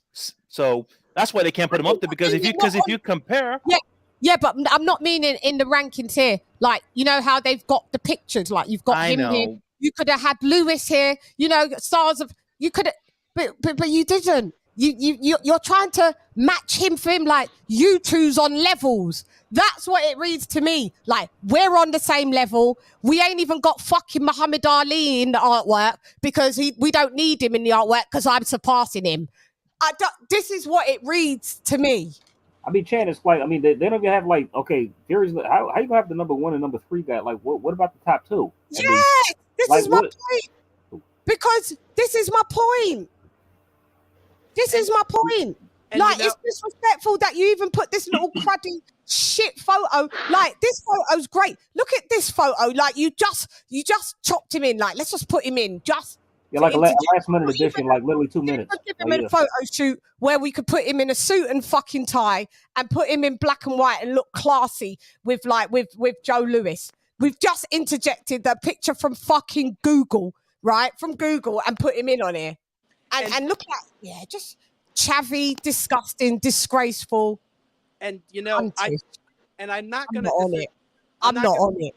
I'm not gonna disagree with you on the racism part, because isn't it kind of weird that AJ gets so much hatred, but yet they love this guy for some reason? Always. Like, you know what? They liked that a heavyweight champ that was reigning, like AJ. Unfortunately, in this country, they hated that he was black. So they come up with Tyson Fury to remove that yet again. AJ's nothing. He's did nothing. His accolades are rubbish.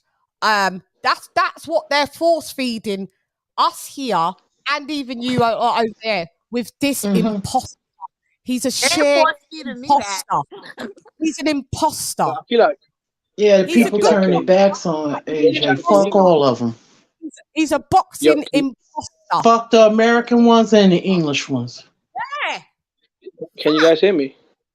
Go on with your audio. Go on with your audio sounding Christy, because you know I said to you, make sure it's good.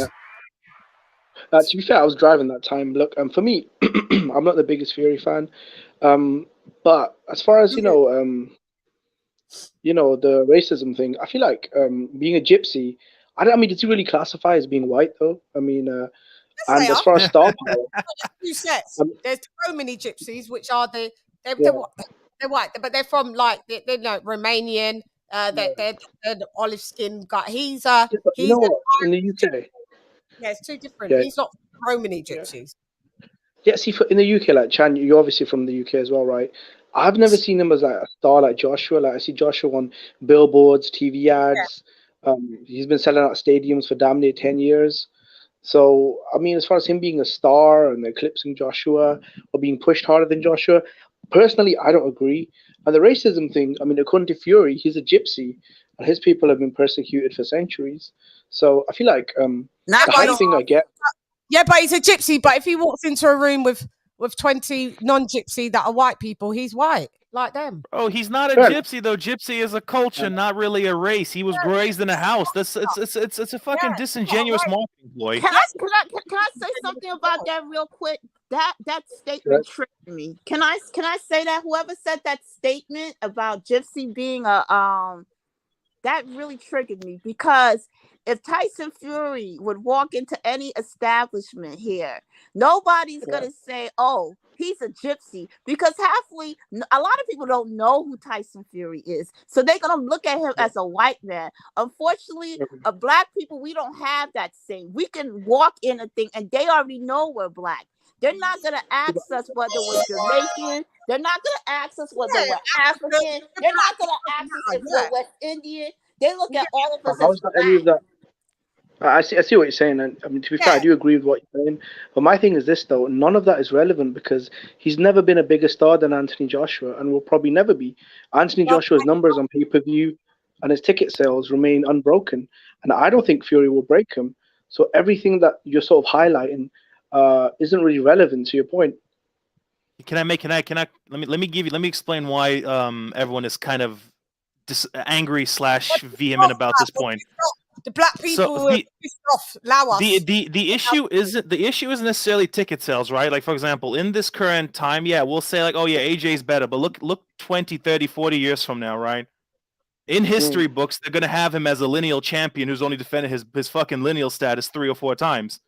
And they're going to put him up in the same category as a Dempsey who's defended his in the double digits, or Lewis that's almost got it into the 30s. So you see, that's where the issue is being highlighted right now. That's where everyone's kind of. Yeah, but you're talking about literally 5% of fans, right? So 90% of fans that go to these big fights or watch boxing, they have no idea about lineage title reigns and this and that. That's mostly us hardcore fans. And as far as I'm concerned, as soon as Fury retired the first time, 3 years ago, well, several years ago, after the Klitschko fight, his lineal was broken. When he retired again recently, it was broken again. So I don't think he's had an active lineal reign for a while. And in the grand scheme of things, I don't think that's even a talking point because 90% of fans are casuals. It is a talking point because they're making it that. I'm not disagreeing with you. His name's Ben, right? I'm sorry, I'm bad with names. Ben, right? He's Jimmy. Oh, Jimmy. Sorry, Jimmy. So here's the issue, Jimmy. I agree. Like, yeah, most boxing hardcore fans, yeah, fine, whatever. But it's on ESPN's fucking list, dude. ESPN is the biggest in the whole wide world, so it is now exposed to a casual demographic, and that casual demographic, as you said, they don't know shit about boxing. And Jimmy, let me read this super chat. 1 second, hold your thought.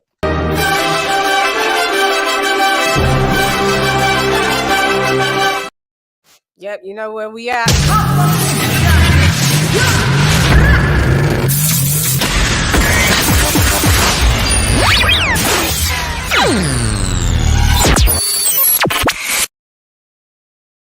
Thank you, R to the left, for dropping that $1.99 on your girl. Preach, Shan. Happy Black History Month. That's right, our sis. Yep. But Jimmy. Go ahead. Thanks, Jimmy. Arlette, for that super chat. Yeah, man, go ahead. I wanted to point out that personally, I'm a hardcore fan, like pretty much everyone in this panel.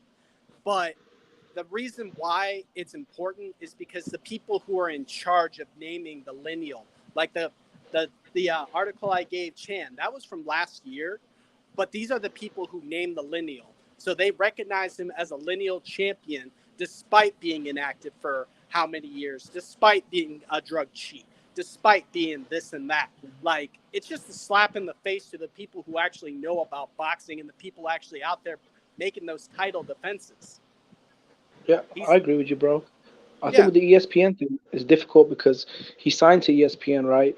So with a lot of these networks, they usually do push their fighters the same way he signed to BT Sport. He gets pushed, or when Lomachenko was signed to ESPN or Crawford, Crawford was being pushed as the #1 pound-for-pound boxer. It's kind of like how Lomachenko's ranked despite him not being a champion.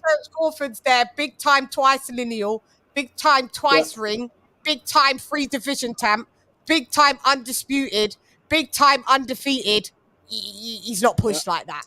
Matter of fact, Chan, I think back in 2017, like do I have to keep saying what it is? Like, do I have to keep saying it is what it is? I know it makes a set of people uncomfortable, but unfortunately, our discomfort is no longer going to be your comfort. But you know what? ESPN is full of it because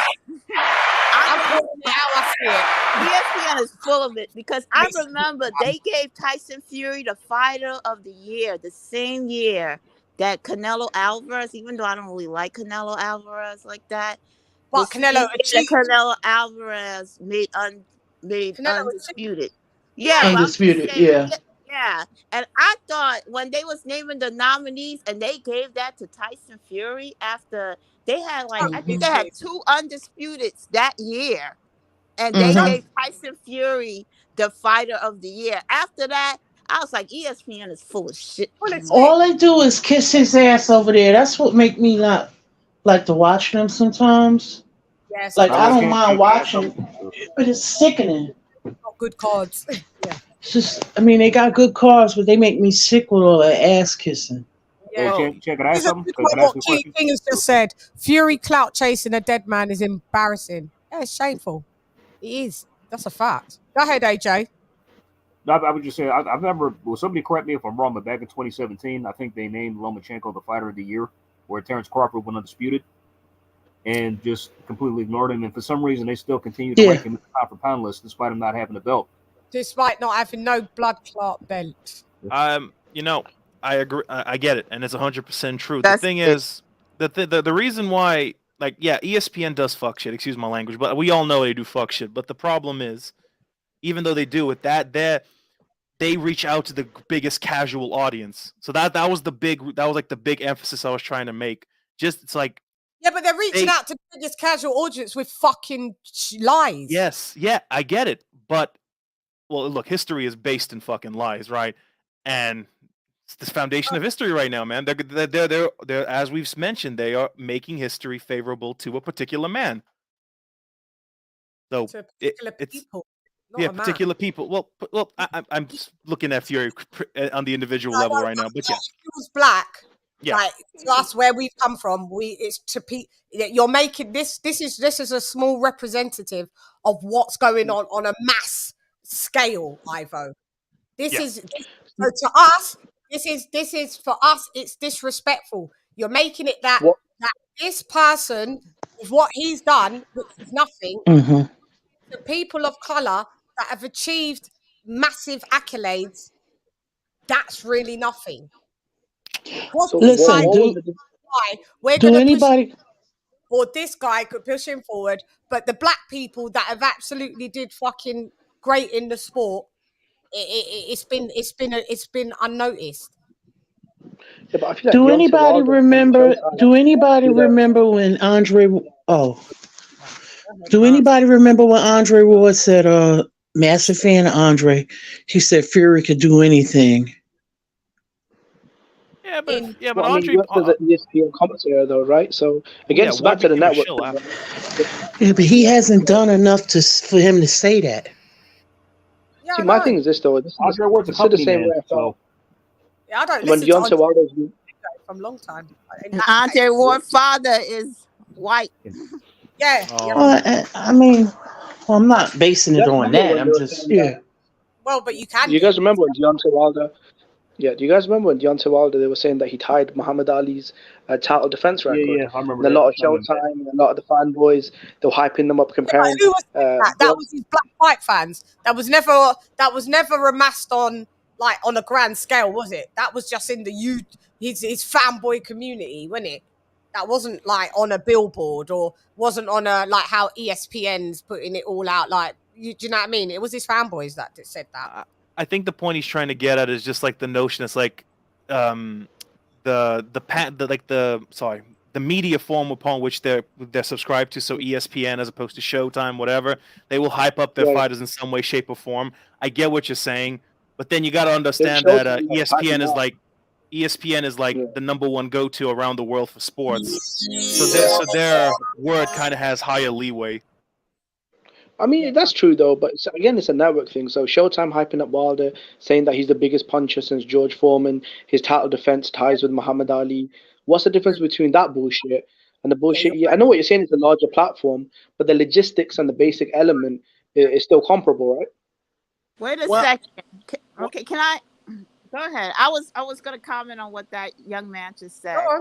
Well, okay. yeah, you could go ahead. Let let go. No, I was just gonna say by them saying Wilder is the biggest puncher. To me, that's just all an opinion too. Yeah, but that was always cap. But it's not to say they're not putting like what this they're putting stats, like making it facts that he has like the longest lineal. That's something totally different. To me, that's something totally different. And believe me, I have know, opinions just like anyone else. You got opinions. But unlike what you're doing is I bring facts, data, statistics, things you can go look up yourself. I know they purposely omitted Terrence Crawford. So all of them be on that stuff. But I'm just saying they look what I feel what they're doing with this Fury, with the lineal thing, it's a lot. It's a lot deeper than that. A lot deeper than that. I was just gonna say that when it comes to title defenses and who is the hardest puncher pound for pound, those are shallow comparisons because unless you're taking Julian the Hawk Exactly. Jackson, unless you're taking a punch from Julian the Hawk Jackson, like the hardest puncher is up in the air. You could say like Nadia Donaire is the hardest puncher in the last 30 years, but when you are talking about lineage, that shit is historic. That shit is going to be shared for the rest of our lives and beyond. Like there are other heavyweights out there who can make 10 title defenses and be a harder hitter than Wilder. But when it comes to lineal, that used to be special. That used to mean something. And now it's just some bullshit marketing tactic. Like, I mean, I'll honestly, keep it real though. Before Tyson Fury came along, no one. I mean, for me, it wasn't really even a talking point, lineal. And the reason why he did that is because he didn't have any of the belts, right? So he used that as like a cheap marketing ploy.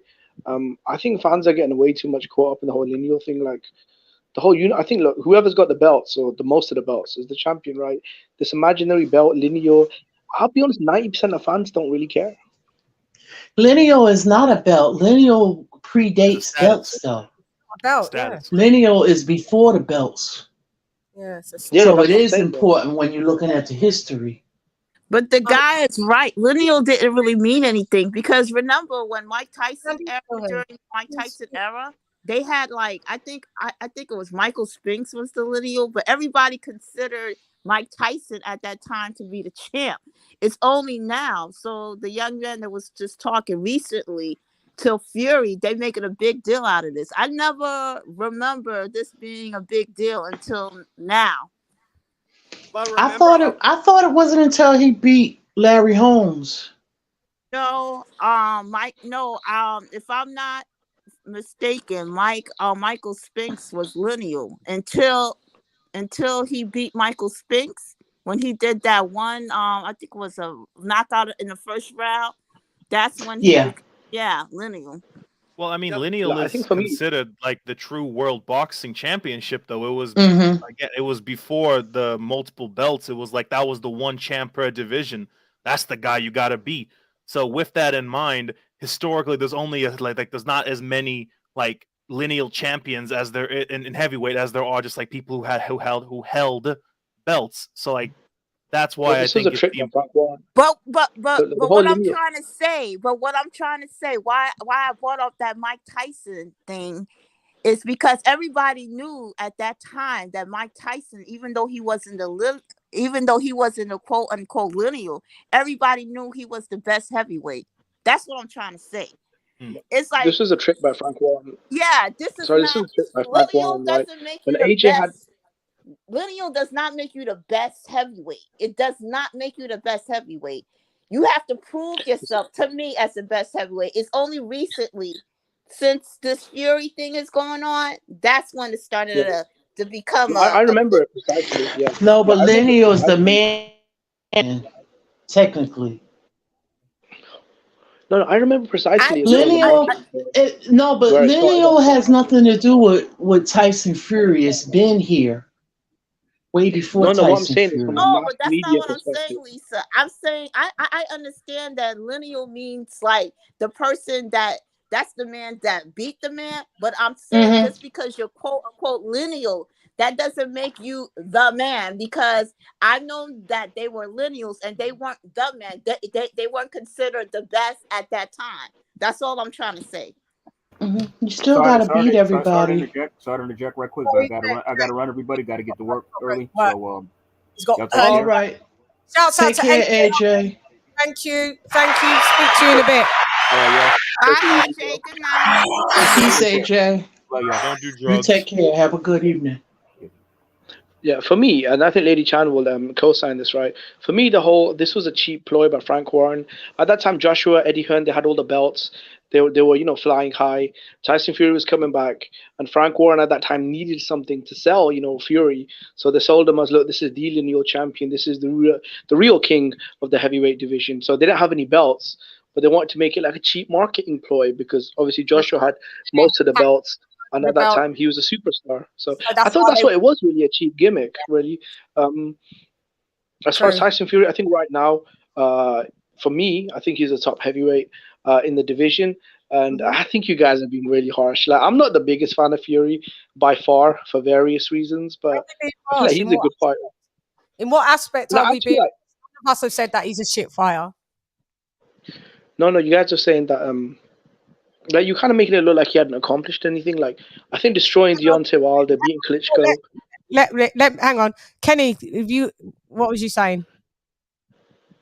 Oh, you've got to drop off as well, Kenny. Can hang on, Jimmy. Hold your thoughts. Can you run down just the football, please, before you go? Thank you.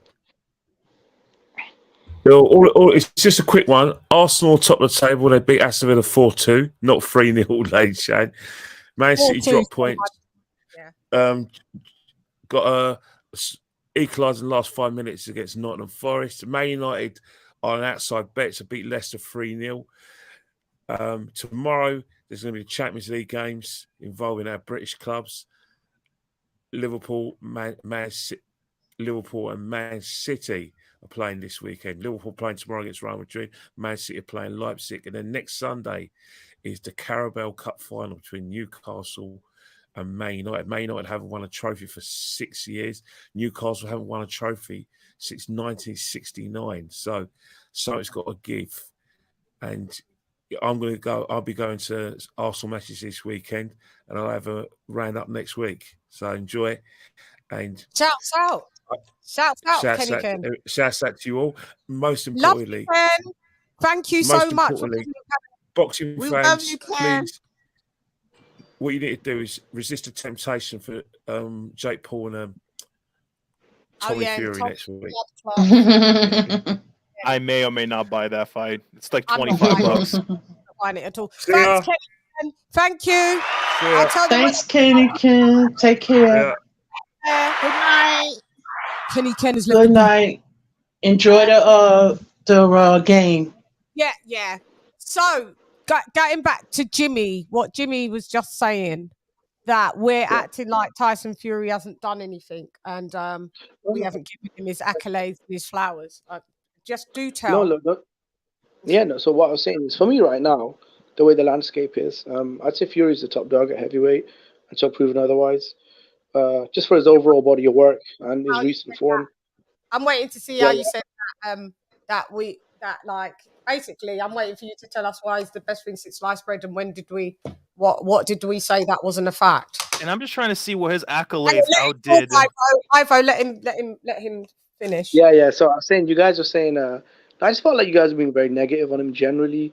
Like, don't get me wrong, Tyson Fury, he does do a lot of questionable things. Like Chisora 3. Sometimes the truth is negative. Such is life. We haven't said anything that's a lie.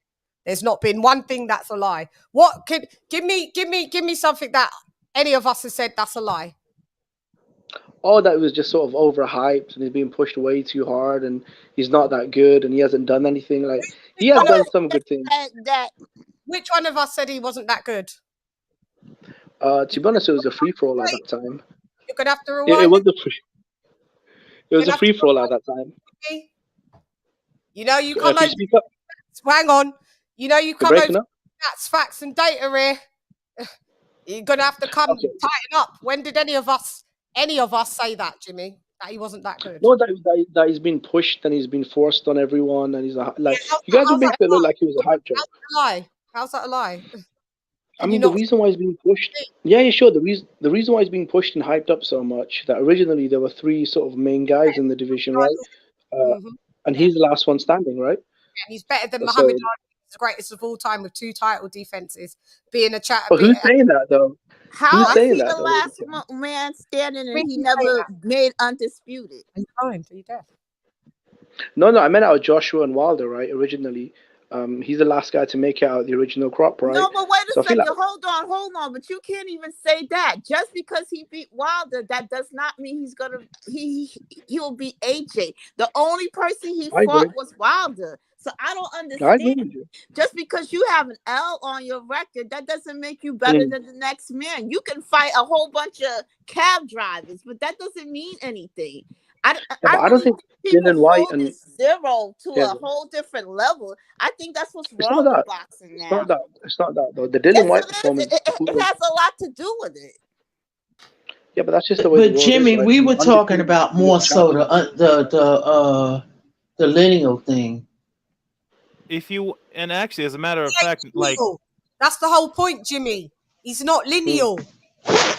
And as for the argument, like I personally said today on this live, like I think he's a good boxer. I just think he's a shyster. But like the issue is like you say based off his accolades he is the best, but I'm just like, okay, based off the Jimmy. that's what I'm trying to figure out. Yeah, I want to know the accolades. Run them down for me, Jimmy, because I might have run them down. No, I'll tell you the accolades. He's a two-time heavyweight champion, former unified, current reigning WBC. Usyk's holding his old belts, right? He's the only guy that's undefeated right now as a heavyweight out of Joshua and Wilder and stuff. And no, I agree with you guys. I prefer Joshua over Wilder. I prefer Joe Joyce over Tyson Fury. Sorry, but I mean, look, the dude is proven. I mean, like, until someone beats him, he's top dog. Who's he proven against? He beat Vladimir Klitschko and took 2 belts. Joshua took belt after undefeated for the most part of undefeated champs. He collected 1 belt at a time. Tyson Fury popped dirty. You need to run down his accolades. Okay. And I honestly, don't interject me. Don't interject. Sorry. He got stripped of popping dirty for 1 for cocaine, 2nd for nandrolone. So if we're going to do accolades, shouts out to the drug taker. He was 1-time unified heavyweight champion of the world. Like I said, he's come 5 years before Joshua. Didn't do much. Yeah. Fought Vladimir Klitschko in 2015, who he was already defeated at the time anyway. So, he went out to Dusseldorf. So what? Everybody goes, it's world boxing sport. You don't get more points for playing away. It's not like football. We don't care if you've gone north, south, east or west. Then he took a near enough 3-year hiatus. After being stripped and vacating the belts, went on a drug and coke binge. 400 pounds in weight, turned into an alcoholic. Then when Joshua cleaned up the whole division and brought glamour to it, what happened is he came back in. He came back in, and because he didn't have any belts, he harped on about he was lineal, even though he wasn't lineal because he announced he was retired. Then he's come on a run again, held up the whole division, and he's won the WBC belt again. Joshua is 2-time unified, by the way, with a much stacked resume than him. And someone that's been in the game since 2008. What is that? Near enough, 16, 17 years professional? 2008. Yeah, okay. And no, LadyChann, you make some good points. You make some good points. Of course you're undefeated. Of course you're undefeated. You ain't fought no one. Well, I mean, no, but I think when he fought Wilder and White, those were at that time big fights. Okay, but here's the thing: Joshua beat White at this time, and to be harping on like it was the best victory going. No, it wasn't. When Joshua beat White, that was a big thing because he was undefeated. They was both undefeated, Commonwealth and British title. That was the dangerous White. White did go on. The biggest issue is 11-win streak and all of that. I always give him that credit because those are facts, stats, and data. But don't act like like that White, that Fury beat in 5 or whatever 5-6 rounds was the best showing of Dillian White. And for you, if you retired now, to say that you beat Vladimir Klitschko, Deontay Wilder, Derek Chisora times, and Dillian White, that makes you the greatest of all time. No, sorry, there's nothing that's ever going to convince me. Resume. I mean, the landscape is pretty weak though right now, to be honest. Because to see where the fact that we said something. I can't put Joshua ahead of him right now because Fury's an undefeated reigning champion. No one is putting Joshua. Joshua goes ahead. I'm saying that Fury's an imposter. He's fought nobody. And that's a fact. He was the underdog against Wilder and Klitschko there. Come on, you can't say that. Shan, he was the underdog against Klitschko and Wilder. Shan, we can say that, and we have said it. Go ahead. Shan, this is what upsets me about, because he says he's not a Fury fan, but he's talking in the same. He's talking in the same tone as a lot of these fanboys. I know, because a lot of this stuff. That's way too emotional. That's the problem. I mean, I honestly let you talk. Just give me 1 minute, sir. I'm sorry. And I'm not trying to be I'm trying to give you your share, but no one here said that AJ was better than Fury. I never said that. I never said that because they never fought, so I can't say. But I did say that I did say he didn't accomplish as much as AJ. I did say that, and I'm gonna stand by it. And to be honest with you, excuse me? I agree with you, yeah. Yeah, and to be honest with you, I feel like Vladimir Klitschko, I really don't think he really even took Fury seriously. If he would have took Fury seriously, and I think he would have beat Fury. And Fury knew that. That's why he didn't want to give that guy I think that's why he didn't want to give the guy the second fight. And I still feel that to that day. I think Joshua would actually beat Fury. So I mean, I think stylistic. I'm just waiting to see like how many undefeated top 10 Ring magazine fighters is on Fury's resume. I'd say just nobody. I'm waiting for. I want Jimmy because Jimmy is just the one. He's the Fury guy here. Oh, come on, guys. So the one guy that doesn't shit on Fury is the Fury fan. Like, come on, man. You got to be a bit more objective. How many does Joshua have? Listen, I've already said Joshua's got a better resume and he's more accomplished than Tyson Fury. And if they meet, I would favor Joshua. I favor Joshua to win.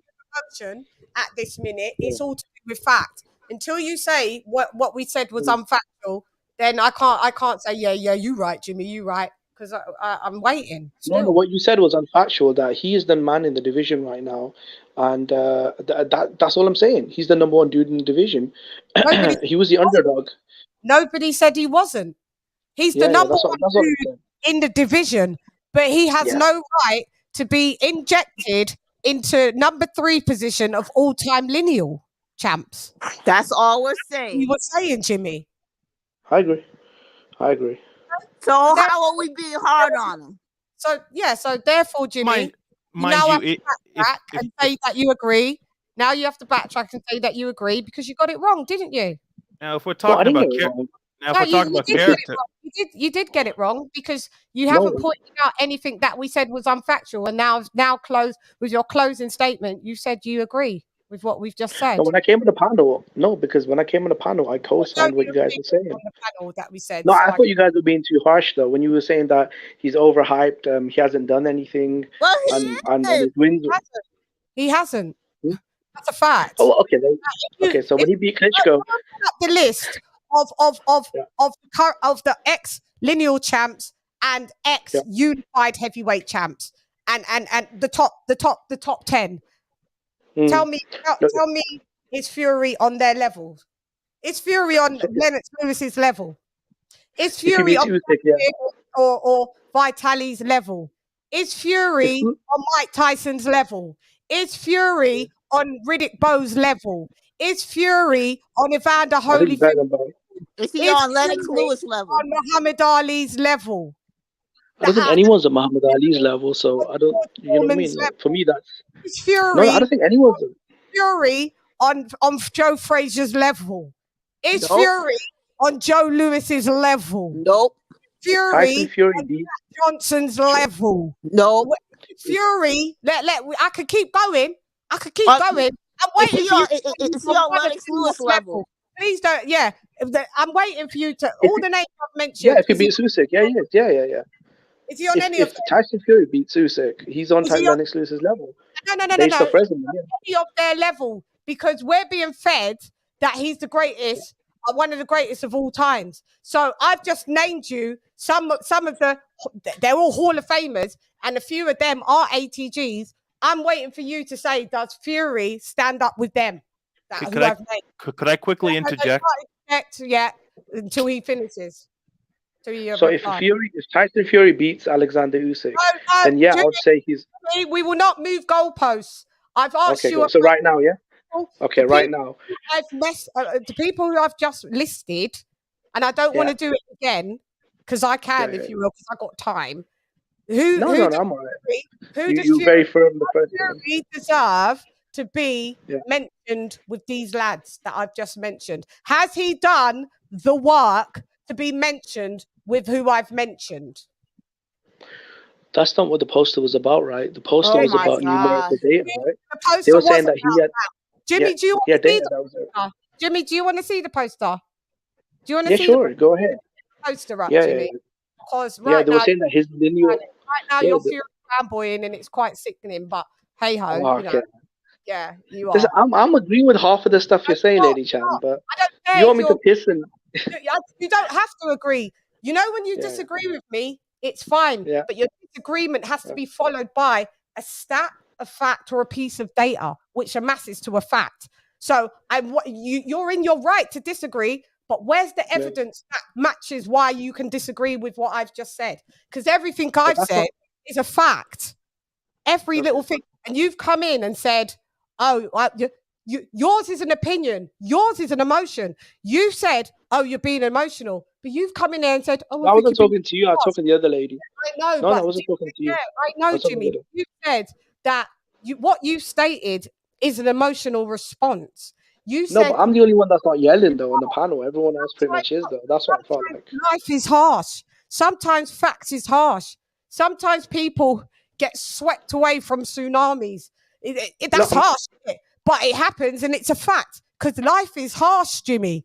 So just because you don't like how something's delivered, it doesn't mean it's not a fact. Look, I think Fury's not the most overhyped fighter in the game, though, is he? Though, let's be honest. Man up, you've got ball bags. I've got tits and a fanny. So I'm the one that's supposed to be emotional. Man up and don't come on the panel and talking about a 6'9" man that we're talking about him harshly. Please. And No, the all I'm only saying, look, reason why we're talking about him Wait. Let him Yeah, have the time to respond. Because Jimmy needs to respond, and you've got to give him yeah, respect. look, this is what I'm saying. Look, on the poster, right? They're not saying he's better than these fighters. They're saying that his title reign, which I don't think exists, was the third longest in the sport's history, right? That's all they're saying. They're not saying he's greater than Ali, than Tyson. They're not saying that. Though. But Jimmy, he's got no credence to be on here. Don't you get it? Don't you get the bats? Listen, let me show you. Let me show you game, young Anakin, because right now I feel like I'm Darth Vader. I am your real father. So look, let me show you something. Let me show you. 20, even if we want to go, but I'm going to break it down two ways. Even if we want to go by the numbers, how long ago was 2015, Jimmy? It was about 8 years ago. Okay. So why is he number 3, Jimmy? Well, I mean, based off when this was posted, right? So if this was done last year. 2 days ago. 2 days ago by the Sun. 2 days ago. So Go whoever ahead. did this. So whoever did this. Yeah, that's what I'm saying. Whoever did this needed to use a calculator because he'd be number 2, right? Based off of the current. ESPN has posted it out as well. Yeah. Go ahead. So we're going so, by. I mean, so obviously, so that's wrong already, isn't it? So that's wrong. So that's wrong. So we've debunked that because I'm waiting for you to tell me where I'm going wrong and why I'm so harsh. So we've debunked that lie. That doesn't make no sense. That's an inconsistency. No. Now let me tell you I'll tell something. you where you're wrong. Let me tell you No, I'll tell something. you where you're wrong. No, but you're telling me I'm being harsh, and I'm going to let you know maybe this is why I'm being harsh. So now this is the Baz. You've put it as these people have made 23 title defense, 25 title defenses, 11, 12, 15 title defenses. Yeah, even Larry Holmes, 11 defenses, right? So I mean, this guy's made 2, Jimmy. He's made 2. But the reason why they can't put how many defenses he's made, because then they can't trick people like the Fury fanboys to make it look like he did anything. Because it's going to look embarrassing if you put 23, 15, 2. I agree. But for you guys, the Baz is, it looks like he is on levels with this guy, with these guys. So this is why, Jimmy, I may have become across harsh, but everything that I've said is still a fact. And everything that you're going by, or people like yourselves, or other people that may not even be like yourselves, that may just be all out for Fury, are going by non-facts. Because we've already debunked that mathematical discrepancy, have we not? So yeah, but if you think he was a lineal champion from 2015, factual then and he'd be the unfactual second longest data. running. Yeah. Yeah. So you guys are going with unfactual and illogical data and have the gall, the audacity to come round people's panel and talk about Harsh. Stop. No, what I'm saying is, Shouts out to LadyChann. Debunk, finish. Anyway, moving along. I ain't got no time for no. That was good, Shan. But the thing that bothered me, why he said that we were too harsh. How It don't matter. It don't you matter know now. what bothered me about it? Yeah. It's just like he come. I don't know when he came into the conversation, and he sounds like he's a smart guy. But to me, as an Thank you, I African appreciate that. American, I find that to be insulting. That's what triggered me. I didn't like that. And I I didn't think even go into the racial element of it because I could have desecrated on that level of how as black people we feel offended, Jimmy. And he's then acting that would like we have no reason to be and that would be outraged. none of your business to comment on unless you're black. You're not black, are you, Yeah, Jimmy? nobody invited this guy to the barbecue. And Jimmy, are you, Oh, come on, man. I'm hungry, man. Can I not come to the barbecue? no, Jimmy, are you Smells black? good, you know. You're not black, are you, Jimmy? Are you black? I'm asking seriously. Are you black? You're not black, are you? Nah, mixed race, but I don't want to go into that right now. No, but look, my thing is this, though. So you're half black and half white, then, yeah? No one has to go in. No one's asking for your DNA history. No, I don't want. No, I'm just here to talk boxing, you know. No. We're here So, to talk boxing, and sometimes race comes in with it. And what I'm trying to say is, I'm not here to make my discomfort your comfort any longer. Whether you like it or not, I'm going to sort the facts. And if people don't like it, they can clear off. Because sometimes no, I like being uncomfortable. sometimes race. No, Not talking about you specifically, but I'm just talking about in general. Sometimes race has to be mentioned. And that's it. There was a movie called The Great White Hope, wasn't it? It wasn't called The Great White I Don't Want to Talk About It Hope, was it? No. I see what you're saying. The blueprint was already there. It was in the building. The Great White Hype, I think. Let's talk about it when it is necessary. Race is not attached to all facets of boxing. That's true. No, it's not. But when it is, I will talk about it, and there will be nobody to make me feel uncomfortable to talk about my black people. Exactly. And Ivo Dave made a great point. Dave made a great point earlier. He said that if you put up that list, why are you going to have Fury's picture on it? Why not just have Joe Louis or Jack Dempsey or whoever was over? So what you guys feel uncomfortable with? No, I get why you guys are angry. I'm just saying. So saying. the reason why you guys are unhappy. And tread lightly in this topic, Jimmy, because I know you can come across as sarcastic and patronizing. You're my guy. No. You're not my guy over my blackness. You will get desecrated in the position. No, I see what you're saying. No, now I see. No. To be honest, I did miss some of the earlier shows. I'm ready. Tread lightly because I am. Yeah, so trust me. So when it's for them over in America, because we've got a different month of Black History, we're October. For them right now, they're celebrating Black History, and then to see this interjected, which I've already debunked on 2 levels. Now you're making me have to debunk it on the 3rd level. Why are you interjecting someone that the white guy that hasn't beaten? It's not like Tyson Fury is beaten Joe Louis, so you could be like, right, he come in and he beat him. Now he's number 1. When do we celebrate being 2nd and 3rd and 4th? Exactly. Hey, can I say something about him saying he's mixed race? I'm not trying to put this into a race show, but when you say mixed race, that doesn't mean he's mixed with black. No, that does not mean he could be mixed with Indian. He could be mixed with anything. And I think he's trying to be very strict. He's being very strategic on what he's saying.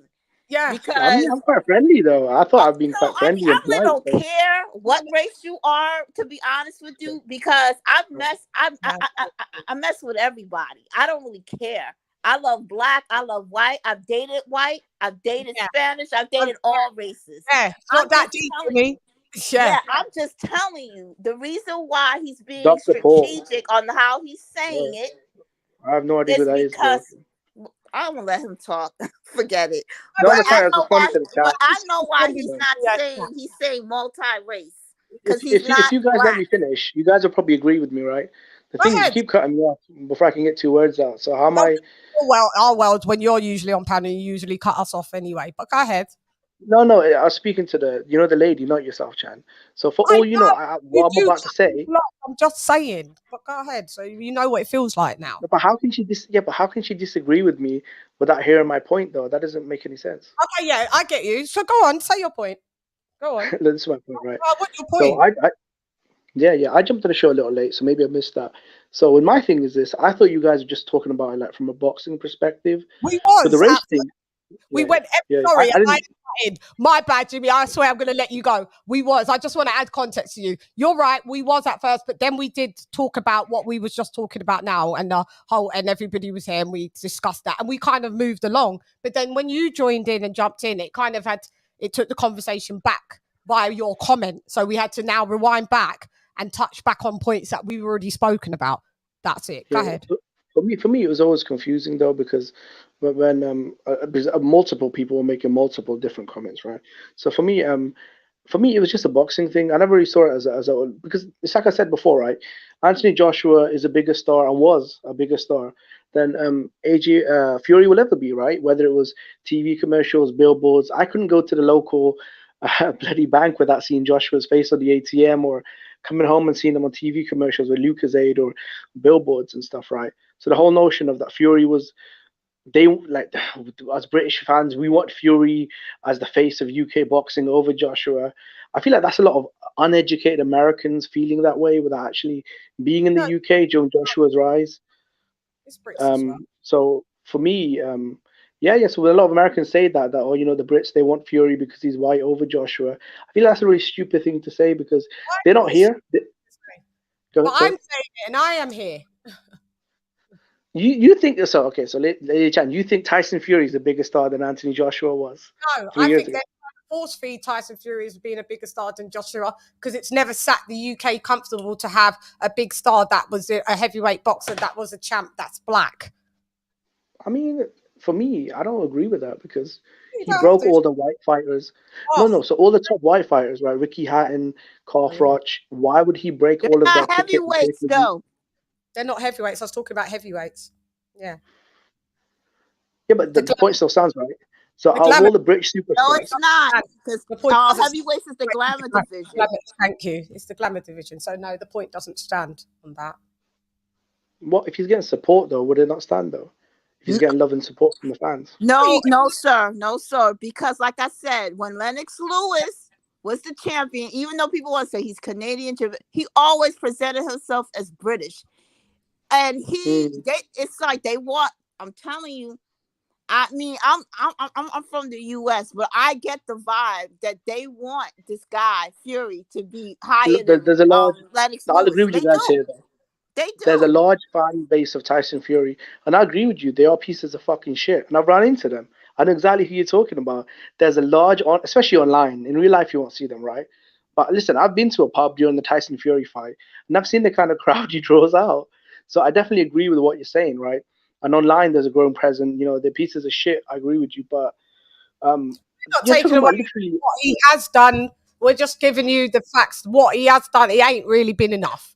We're not saying he's a shit boxer. We're not saying nothing of that. We're just calling it out straight down the middle, and we're not sprinkling no sugar on it. He's done some stuff, and he ain't done some stuff, and he just hasn't done enough to receive the accolade that he's trying to receive, and that they're trying to push and enforce on people.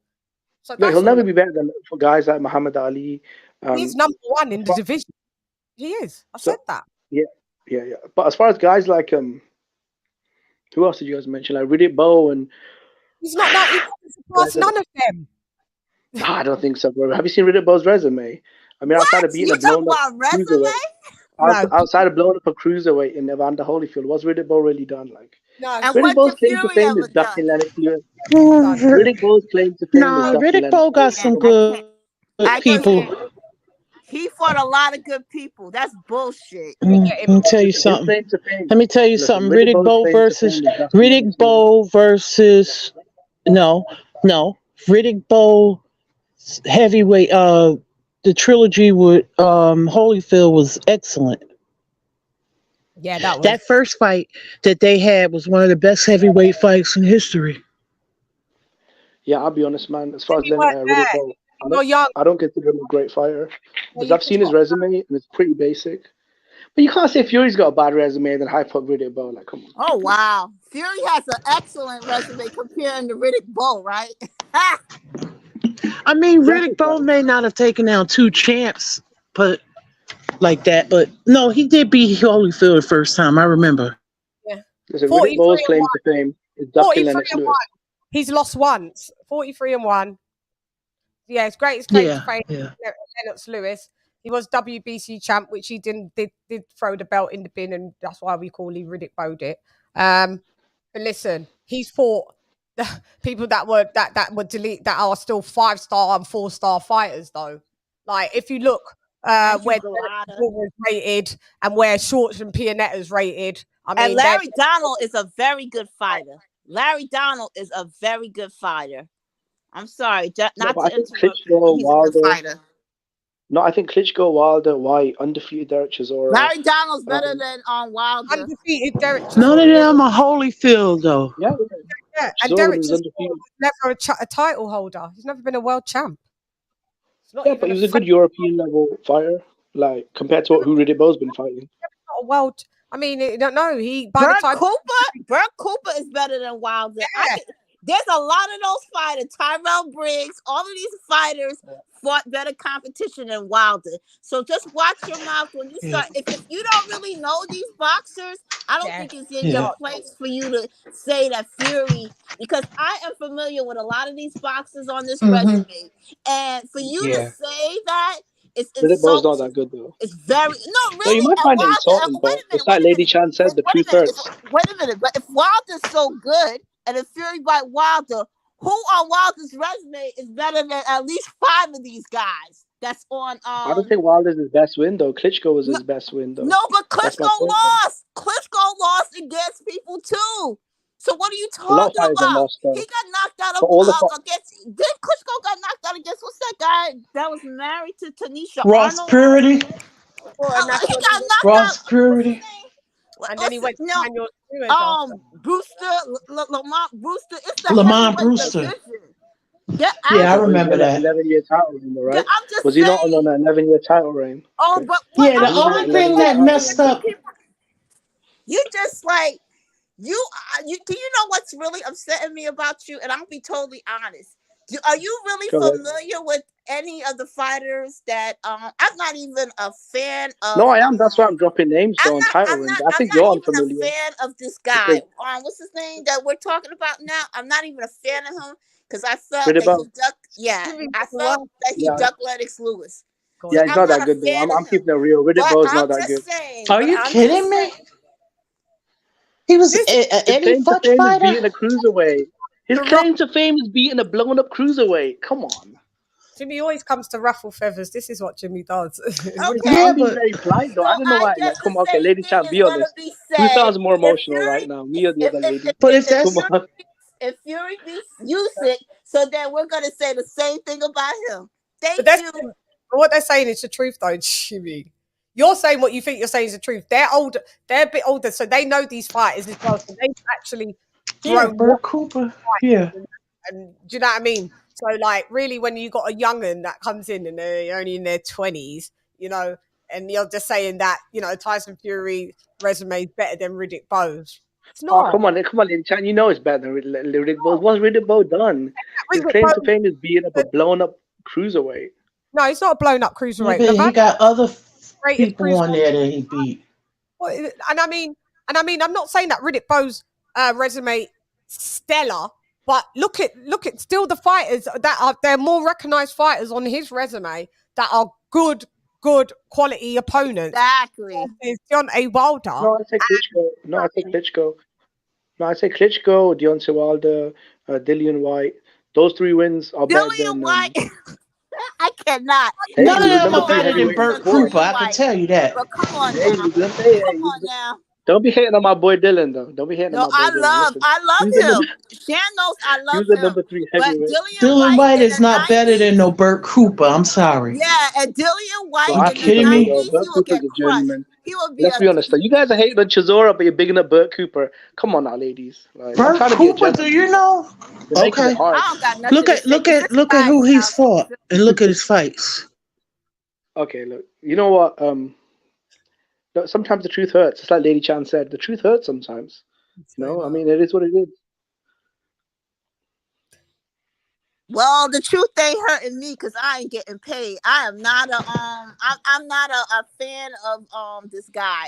I'm not a fan I of mean, him, so the I way don't you've been care. yelling, I would disagree. I mean, No, you've been yelling because quite a bit, to be honest. I'm yelling because I'm sick of you swinging off of Fury's nutsack. That's why I'm Oh, yelling, come on, and you're come on. trying to There's no act need like for you're that not, now. Is there? and you're trying to act Come on, like there's no you're need for not. that now. Is there? Either that or you're trolling.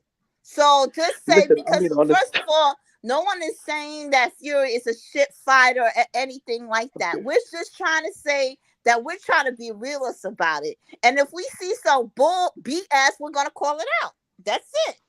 Now, if your feelings hurt, I'm so sorry. I don't mean to hurt your feelings, but I'm not gonna sit by and just because something is like, I have to ride with that. That's not true. And I feel like it's very insulting on my culture that a lot of these black fighters that's on this list is getting dissed on Black History Month, and then this guy is being put in a race. We can't have one thing for ourselves. I find that to be, you want to make a joke about it, but I don't think it's funny. Well, Excuse me. Jimmy. I mean, you can say what you want to about Evander Holyfield, Jimmy, but Evander Holyfield had established himself as a heavyweight champion. Matter of fact, he was heavyweight champion.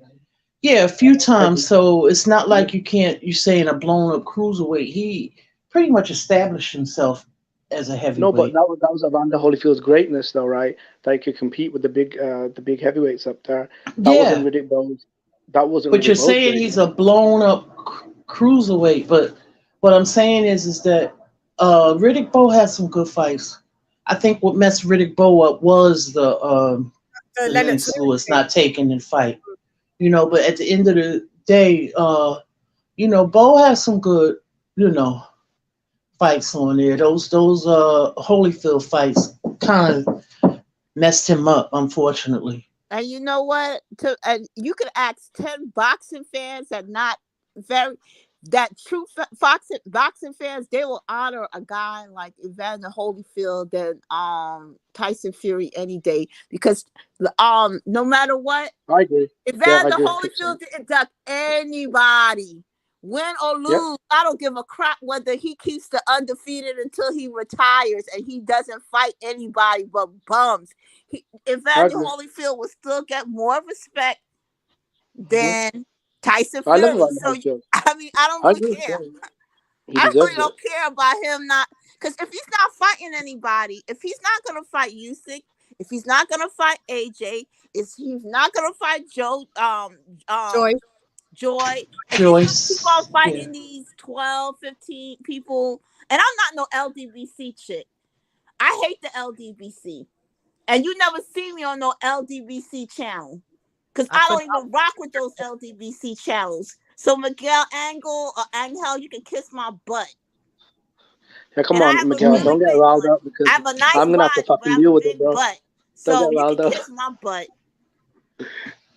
Yes, I agree with you. Evander Holyfield's a greater legend than Tyson Fury is, 100%. I agree with you. But that wasn't the topic of debate, right? We were talking about Riddick Bowe.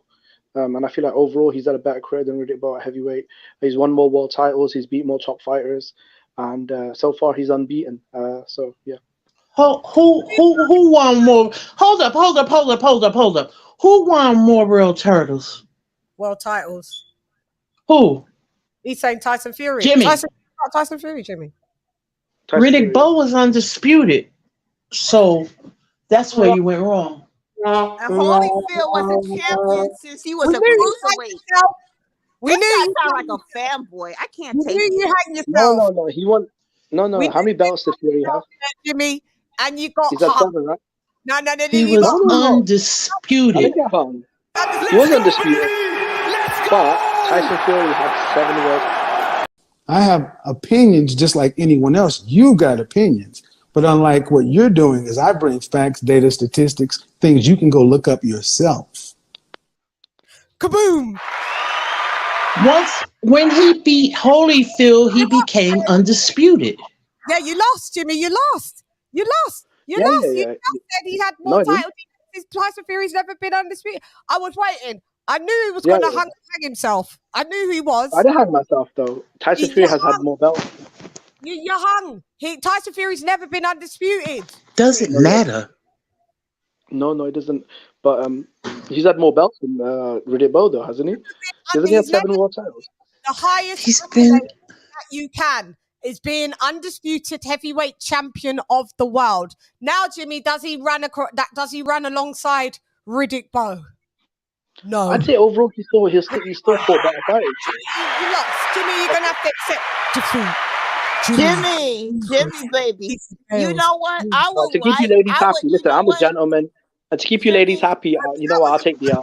To keep the women happy, I'll take the L. Sure. No, Jimmy.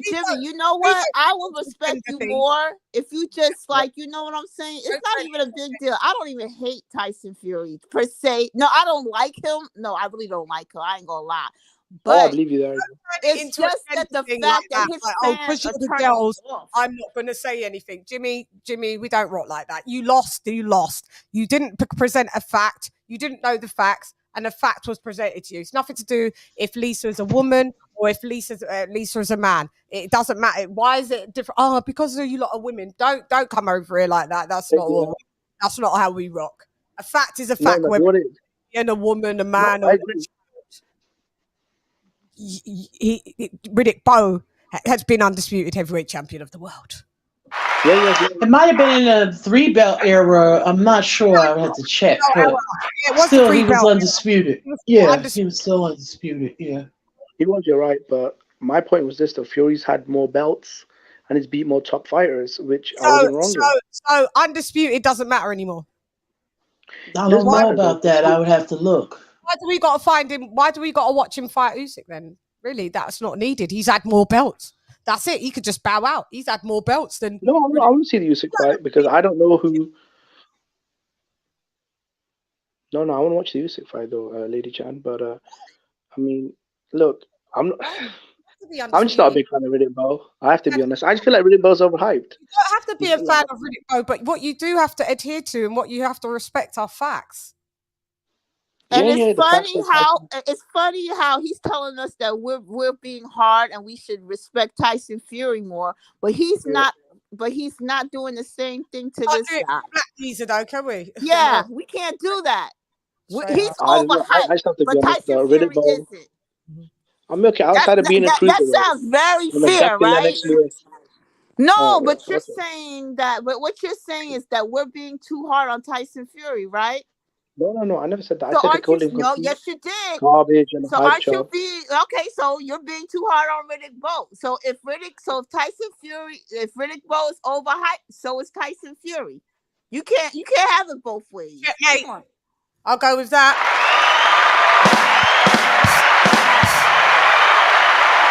They're both overrated. Leave it there. Now we can move on. Superstars, though. No, we're moving on. Jimmy, you lost this one, babes. It's all right. Come again. You know, you're in your 20s. You can come back again. So the next on the topic on the agenda is Jimmy, mate. Is Leigh Wood suffers defeat from Mauricio Lara. Who watched that fight? Fucking hell. I think we finished the Tyson Fury thing, right? We can move along, innit? We can move along and wrap. Yeah. Done. We did do that, innit? Jimmy getting slept. I know. Jimmy, you did, but it's all right. It's all right. It's all right, young Anakin. You know, it's all right. You came to the I had to take the spanking, I guess. I had to take the spanking, innit? I tried, but just, I had to take the spanking, I guess. Wasn't a spanking. It was just a little bit of class was in session. There you go. My big sisters, Jimmy. So I can't even go right against them, unless it's a fact that I've got and they ain't got it, and they say. Well, to be fair though, it was 3-on-1 though. To be fair though, it was 3-on-1.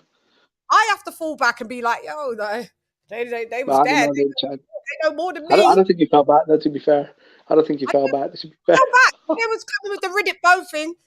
They was really in all of that era. Do you know what I mean? They know all of them fighters on the resume. I know a couple. They know they saw most of them fighters. Them fights occur. Do you understand? So I can't really get involved and be like that. I have to fall back. Sometimes you got to know when to fall back, fam. You got to just fall back. That was a fact that she came. That was a nuclear warhead. He was like, yeah, won no more championships and things. Then she came kaboom, and she was like, yeah, but he was undisputed. That's the end. It don't matter. Not every battle you shall win, Jimmy. It's all right. Sometimes you just have to go to school. And that's how you obtain. And that is how you obtain knowledge. In it, that's how you obtain knowledge, Jimmy. I just gotta be humble in this fact. Yeah. Anyway, so we're now moving along. So let's talk about who watched that. Did you lot watch? Well, I know you guys watched the fight. What do you guys think about Mauricio Lara basically being the hardest hitting what is he, 126 pounder featherweight? I mean, I was disappointed, you know. I was actually, this is really fucked up as well because I was actually cheering that, yeah, the curse is broken. A British fighter can beat a Mexican. And then in the next round, he got put fucking to sleep in it. So it was funny. Look, I think, you know, didn't you predict that? Didn't you anticipate? I thought he was going to win, but Leigh did so well, you know, with the jab and his movements, and he was really spot on. And I thought, okay, he's going to pull off an upset. And then just the power was just way too much. I think Ben Davison is just way too trigger happy with the towel because Wood got up, and look, he told the referee, "I'm good," and he's a champion in his hometown, so he should be given the opportunity to continue. And this is a guy that has been gotten off the floor against Colin, you know, who's dropped multiple times and he got up multiple times. So he should have been given the benefit of the doubt as the reigning champion in his hometown in a big card, you know, on the zone. So I was a bit pissed off. But look, man, Lara, his power, he's probably one of the hardest punchers pound for pound in all of boxing. So the guy's a monster, you know. He came here, he whooped on Warrington, came back and whooped on Wood, you know. So hopefully he'll leave us alone now. Well, he's what belt did he take? IBF? WBA. Oh, is that the WBA belt? Was it the WBA? Yeah. Yeah, I didn't even pay attention to the belt. Yeah. Was this at 126 or 118? 126. Okay. Mm-hmm. Yeah, I he's a mean, monster, Lara. yeah. I mean, I at the time of the towel going in, I'm in two minds. I'm like, oh my God, why did he do that? I'm with you. Like, he's a champion. He should go out on his shield. And then you have to look at it like how boxing is right now. They like Lara was ready to pounce on him, like straight as the referee was like in play. Like he was just gonna There's get. only 12. Yeah, And but not Chan, there's only only that, 12, he didn't 12 really seconds like left. argued about it. Yeah, Like, when he in got up, he Twitter, was on shaky legs. He said, even after the fight, even when he was standing in the ringside talking to Ade, he said his head said to Ade afterwards. He said even in the hotel, Ade said I'm still foggy now. Mm-hmm. So really, when you have all of that in context, you may as well just have the towel thrown in. You saved him from probably brain damage. That is still What do you think of Ben Davison, though? A lot of people don't like Ben Davison as a trainer. A lot of fans, especially in the UK, they think he's like a garbage. Wasn't he Tyson Fury's guy? Yeah, that's why Jimmy loves him. No, I'm saying he's garbage, though. I see, come on now. Okay. Like, no, he's garbage. Oh my God, come on, ladies. You don't remember me coming on the show defending Dylan White over Tyson Fury? I did that for you, but at the end of the day, I mean, you know, Tyson Fury, he's a good fighter. You know, he's a champion. No, we move past that. I'm just saying. But what I just wanted to make a fast comment about that fight. I think that what the guy did was good, only because that's what the cornerman does. I mean, they save their fighters from themselves. Even if he would have got up, they had like 10 seconds. He could have seriously, like, you know, I have a feeling the knockout was gonna come anyway after that. And even if he survived that round, he was so messed up. He would have just, oh my God, I won't even want to know what happened to him if that go out on your shield is, I get it as well from the old school thing, but it's not happening like this nowadays. Like towels are being thrown in aplenty, like something, right? So. Yeah, but you know what? It's best for him to be okay so he can fight another day, right? I mean, in a family. But you know what? You know, this is typical in the UK, though. To be fair, though, like the trainers and the referees, they jump in way too early in fights, and this is a problem UK boxing's had for a while. And it's just premature. I don't know what the problem. Yeah, it's just we got a history of this, man. It's just some bullshit, you know. At the end of the day, this is a blood sport, and when I pay for the zone, now I have to keep it real. You know, I want to see someone leave that ring unconscious. Like I want to see, you know, violence, and that was some bullshit, man. Stoppage. His head bounced off that mat hard though. Damn. It Yeah. was hard. It was I harsh. mean, It yeah, was, we want to see that stuff, Jimmy, but at the end of the day, yeah, it's who's true. taking care of these fighters post retirement His I mean, when they had brain when you see damage? when his head, like when he hit the canvas, his head, I saw the replay, it bounced off hard. I think that Mm-hmm. alone too. And then he got up too quick. I think he should have just he should have took a knee or something. If he would have took a knee, I would have been like, okay, that's good. I would have took a knee until 8 and then got up. And then if the guy would have threw in the towel, then I would have said, oh no, he shouldn't have done that. But he people got up right after. So what do you expect the guy to do? sometimes people don't know what they're doing when they're concussed, though. That can be a reaction of just being concussed, like a quick, like getting up, Mm-hmm. realizing that, Yeah. you know, probably never been in that condition.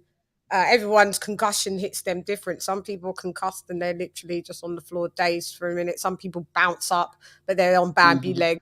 Some people bounce up from a concussion, shake it off. We've seen like fighters shake off a concussion or fight through a concussion, then their legs are sturdy, but they're still concussed. So everybody reacts to concussions very differently because it's just, you know, how everybody's brain is quite unique. Yeah. But, you know, But Shannon, he was all of the above.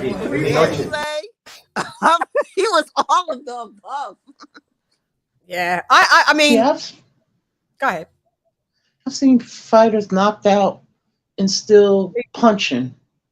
Yeah, still punching, yeah, and doing scissor hands and lying on the floor and doing this, and we've seen it. Yeah, it's not a nice thing to see, but I mean, it's the sport like what we paid for to watch, and sometimes you do want to just see people go out on a shield. But Mm-hmm. yeah, you look at it on another angle. You want to fight to see we want to see another day to fight, and but then if we're coming back from the old school of where we've come back from watching, I was going to say football, boxing, we weren't saying things like that. Oh, well, you know, we was like shield, like shield was standard. Going out on your shield was standard for the most part in the legendary days. This day is there's shield. What's a shield? They talk about Yeah, shields, but no one's prepared to really go out on this. I've noticed. yeah. I mean, look, Wood got off the floor. He looked at the referee, even though he looked hurt. But when a fighter gets off the floor, especially a champion, and he looks at the referee and tells him, "I'm good," I feel like he should be given the benefit of the doubt. Look, it's his home crowd. He's the defending champion, and it was a big show globally on the zone, right? So it's not like this was some little small York Hall show fighting for a regional title. This was, world championship boxing. So the referee should have, especially the corner, should have given him the towel. But this is just Ben Davison being Ben Davison. He's the same guy that pulled Billy Joe out of the Canelo fight when Billy Joe ruptured his eye socket. Yeah. But you know what? I mean, I agree with you, Jimmy. I do agree with you, but I really don't like. It wasn't the worst stoppage to me. I don't think it was. I mean, he could have waited. Maybe, I don't know. In my opinion, I thought the guy was out, but I understand what you mean that he could have went out on his shield. Let him go out on his shield, but that wasn't like. It's not to say. I don't think what he did was bad. I just don't see it because I saw how that guy looked afterwards. He still has spaghetti legs. He wasn't walking straight afterwards. He was just a mess. And I mean, I don't know. I don't like Ben Davison too. So you know what? I'm not gonna have an opinion on this because if I have an opinion on it, I would say that it wasn't a premature stoppage. That's my opinion. Yeah, but that's your opinion. You just yeah. There's I nothing wrong felt with like he tried to do what's good for his fighter. I mean, how can you don't know what was being agreed on before the fight? It's just like that Anthony Yard fight with Betterbeef. That thing could have went on. That thing could have went on, but no, the guy doing the towel because he was trying to protect his fighter. But we're not going off on that neither. So it's like, come on. Like, we got to trust the corners, too. We can't just, because how we feel a certain way. I know. They put their trust in their corners for a reason. You don't What know about what the they rematch agreed clause, on before the fight. I think it might have been the rematch clause. There is a rematch clause, right? So maybe Ben Davison thought, you know what? Wood's in a really bad position. Let me save him. Yeah, let me save him. Then in the rematch, we can get it back. Yeah, it could be a strategic one like that. But I mean, but then with Anthony Yard, then he got stopped, and then he's like, I want to fight Beterbiev again. Like either go You're out gonna and get knocked out again too. yeah, like this, like we can't. This is what I'm saying. It's not. I'm not from this tactic of reserving you for the rematch. Whatever. You're not going to win the No, rematch no, but either. he's got a rematch. No, he's got a rematch close though. With None of Yard, you he didn't have it. the same people that just stopped you convincingly. There's nothing that you like Chris Eubank Jr. You may give him a little more percentage of that he can be beefy, but you know he's just because he's a bit of the bigger fighter. But you still don't even give him like that. And if Anthony Yard went back in with Beterbiev, would you say, oh yeah, Anthony Yard's definitely gonna we'll give him a chance in the rematch actually? And then you I see, think different. and then you see this geezer get convincingly stopped. Uh, his name's come out of my head. Who's the fighter that we're Wood. just talking about? Yeah, Wood. Leigh Wood. Yeah, Leigh Wood, like getting convincingly stopped. Like in the rematches, you're going to get convincingly stopped as well. Rematches are more like, oh, I want to see this because it was either controversial points decision, or it was like it was a back and forth war, or do you know what I mean? Not this way. These rematches is like you can predict it. He's just going to get knocked out again. Like Mauricio Lara is a knockout artist. That's it. And this guy Laura, he has a good chin. And he got a good chin. But Leigh Wood did rumble him a couple of times. But I mean, it wasn't enough to feel worried for Lara. It was just a matter of when is he going to knock out Leigh Wood. That's how I felt. And they took a punch at the same time, but that guy's punch is just that much more. Because they threw the punch at the same time, didn't they? Yeah, well. Yeah, they exchange hooks. They exchange hooks. Yeah. It was a counter left from Lara. So Wood, I can't remember the shot that Wood threw, but Lara countered, and countered with the left hook. And that was all she wrote. He didn't know where. To me, that was a one-punch knockout. Yeah, one-punch knockout. I was just about to say that it was a one and done. There wasn't even a cumulative. It was that. This is how concussive that this guy. So you coming back to do the rematch? I don't think he may. He may activate the rematch clause. He may. Leigh Wood is 34. I did try to tell AJ. AJ was like, "No, he's young. He's 29." And I knew Leigh Wood was an older lad. He's 34. Come from domestic football, had a little decent run. I mean, good though. Yeah, he's good, and he's world title level. He's world level. I think he might as well though. To be honest though, LadyChann, I feel like, he might as well rematch because if he is 34, going on 35 at this stage of his career, he's been a world champion. He's made some good money. Outside of the Lara fight, I really don't know what else is out there for him. As far as money and legacy and just belts. He could fight Warrington. That's what I was just about to say. On their last leg. Yeah, he'll beat the shit out of Warrington. Oh yeah. Yeah, he will. Yeah, Warrington's not in the build, is he? But who does beat Mauricio Lara at this minute in that division? Not at this stage, I don't think anyone. He's just way too powerful. Yeah, and then we got who's the one that beat? Was that at 130? The one that was that at 130? That one that beat? Or was it still at 126? Did he go to 130 to get when he just got defeated? Warrington with his Russell Jr. Lopez. That was at 120. Was that at 120? Yeah. Right. 126. Yeah. Same weight class. Lopez. But here's the problem though. He's with the top rank in ESPN, and Mauricio Lara's with Eddie Hearn and DAZN. So I don't think they'll be able to make that fight. The only reason Warrington fought Lopez was because he was a mandatory. So yeah. Yeah. Well, I don't really see anyone giving. I know how he can be beaten, Lara, but no one at the minute is no there one's there to do it. Oh, he will get beat though because he's like a pure slugger. Like he is just a power puncher, a slugger. That's all he knows. And he's unorthodox. It's strange how he throws his shots, and sometimes he swung and he missed, and it was like, but you could see, you could feel the wind from there, like when he was going for them uppercuts before he landed one of them in the end, but before he was going for them uppercuts, And I was like, shit, every time he was trying to go for that uppercut, I was like, fucking Leigh Wood's lucky he doesn't get landed on with one of them uppercuts. Because if he had even got landed on an uppercut, like proper flush, I think he did get one. I think he would have been out for the. I don't think he would have got up from them uppercuts. He's just very awkward fighter. That guy, just awkward, and Leigh Wood isn't a feather-fisted geezer, but I mean, it just just Lara just wasn't perturbed by his power. A couple of times, Lara was like, yeah, okay, you got me there. But it wasn't anything that Lara was like, all right, I'm just going to try box on the outside now. Still coming forward, and I'm still coming to just knock you the fuck out. And that's what he did. And that's what I knew. And that guys go, some people are like, yeah, but Leigh Woods was up on the card. So what? He lost. He got knocked out. What does that mean? Does that mean that because he was up on the cards, that means he may win a rematch? No.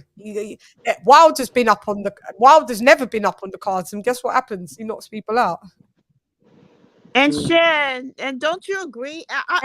It's just nonetheless, I think that the beating, like I think he got beaten up more, even though he was up on the cards. He took the beating he took was worse. Yeah, so this is what I'm saying. Like, people like Lara, they can be down on the cards. It matters not. They're power punchers. They're not pugilists. They're not here. They're not fundamentally sound. They're just coming to knock you the fuck out. If you don't have that power, especially at 126, where little guys don't really have that one punch knockout power, like if you don't have that, you're not beating him. So what I'm saying is he don't really care about the technicals. Because, like, this is what I'm saying. Wilder didn't really care about the technicals. There's fighters that don't care about technicals because all they rely on is that they're just going to knock you out. And that's what he is. He's going to be down on, he'd probably be down on the cards the next time he fights Leigh Wood. But guess what? He's still ultimately going to knock him out. He was breaking him down too. Just like Dr. Paul said, he was breaking him down. Breaking him down, he was. Because them shots hurt. Like, nose was busted from the eyebrow thing, whatever the clash of heads or whatever that was. Cut there, nose was busted. I was like, yeah, this is going bad now. Or maybe it goes to the cards. Oh no, he's breaking down. We saw it. And that's what he do. It's just a matter of when, isn't it? So really, in the rematch, is it like Jimmy said? I guess take it because I mean, where else do you really go? Take this to rematch. Probably just get battered, get your money and leave. Retire, innit? Because I think at this stage, at 34, 35, he's not going to get another world title shot, and he probably won't make more money than what he'll make against Lara, especially if it's back in the UK. So, I mean, I think he should take it, I think, if he wants to continue.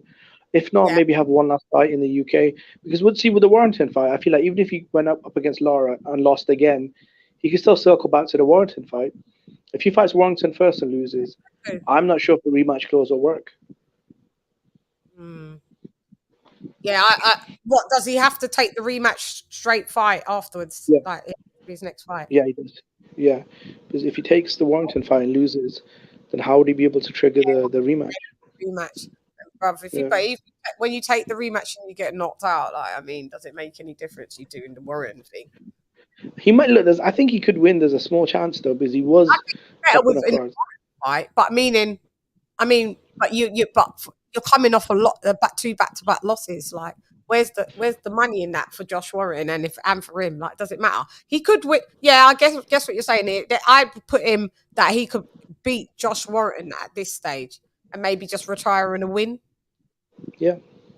Yeah, for real. I can see that. I don't know, but other than that, I don't know where the map of him goes. But shouts out to Mauricio Lara. But what we won't tolerate is fucking spitting. The spitting is nastiness. I'm not sure what made him. He said that he felt disrespected of his dad. And I don't understand where that came from. You can't spit at people. Yeah, that is pretty disgusting, you know. Yeah, and I think that's assault as well. That's assault because that is assault. It's deemed as here it is. Yeah, here it is. It's deemed as assault. You spit on someone. From what you said, that apparently Josh, I don't know if he's telling the truth or not. Because Josh Warrington, why would you randomly start disrespecting Lara's father? Because he was trying to get in the ring, right?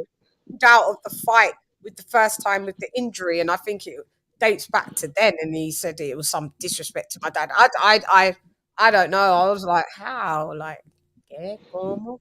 I don't I was know. just thinking, would Warrington jump in the ring? And I mean, when did Warrington jump in the ring and go straight for Lara's father? Like, I don't remember seeing that. Mate, no, I think he said something about. I don't know. He said, "You disrespected my father and my family." I don't care. You don't spit on anybody. And I'm pro Lara, but that's disgusting. I will if anybody spits on me, that's like one thing I will blank out on, and I will like go off. That's the grossest thing. It's nastiness. It is straight violation. I said that on the fucking. I was like, that is a straight violation. I didn't realize. I did my post report and hadn't seen.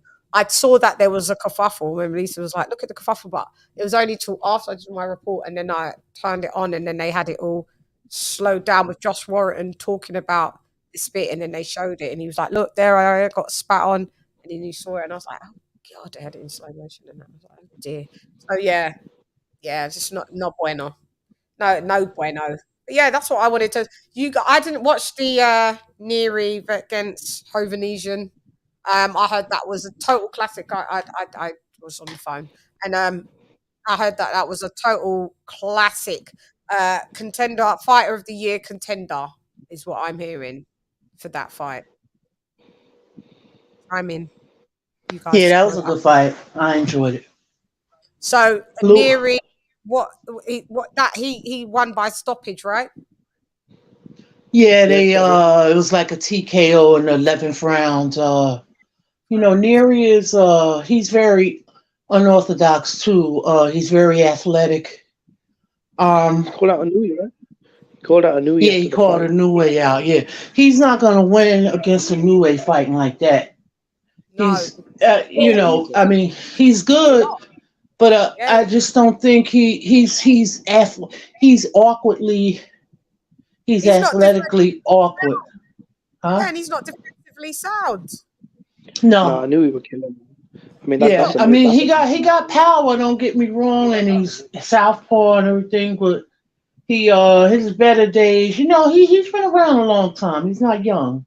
No. The only time he got knocked out was to the body from Brandon Figueroa, so he only got one loss. He'll give you a hell of a fight, but he's just Inoue is a bit more sharper. Yeah, Inoue's sharper, younger.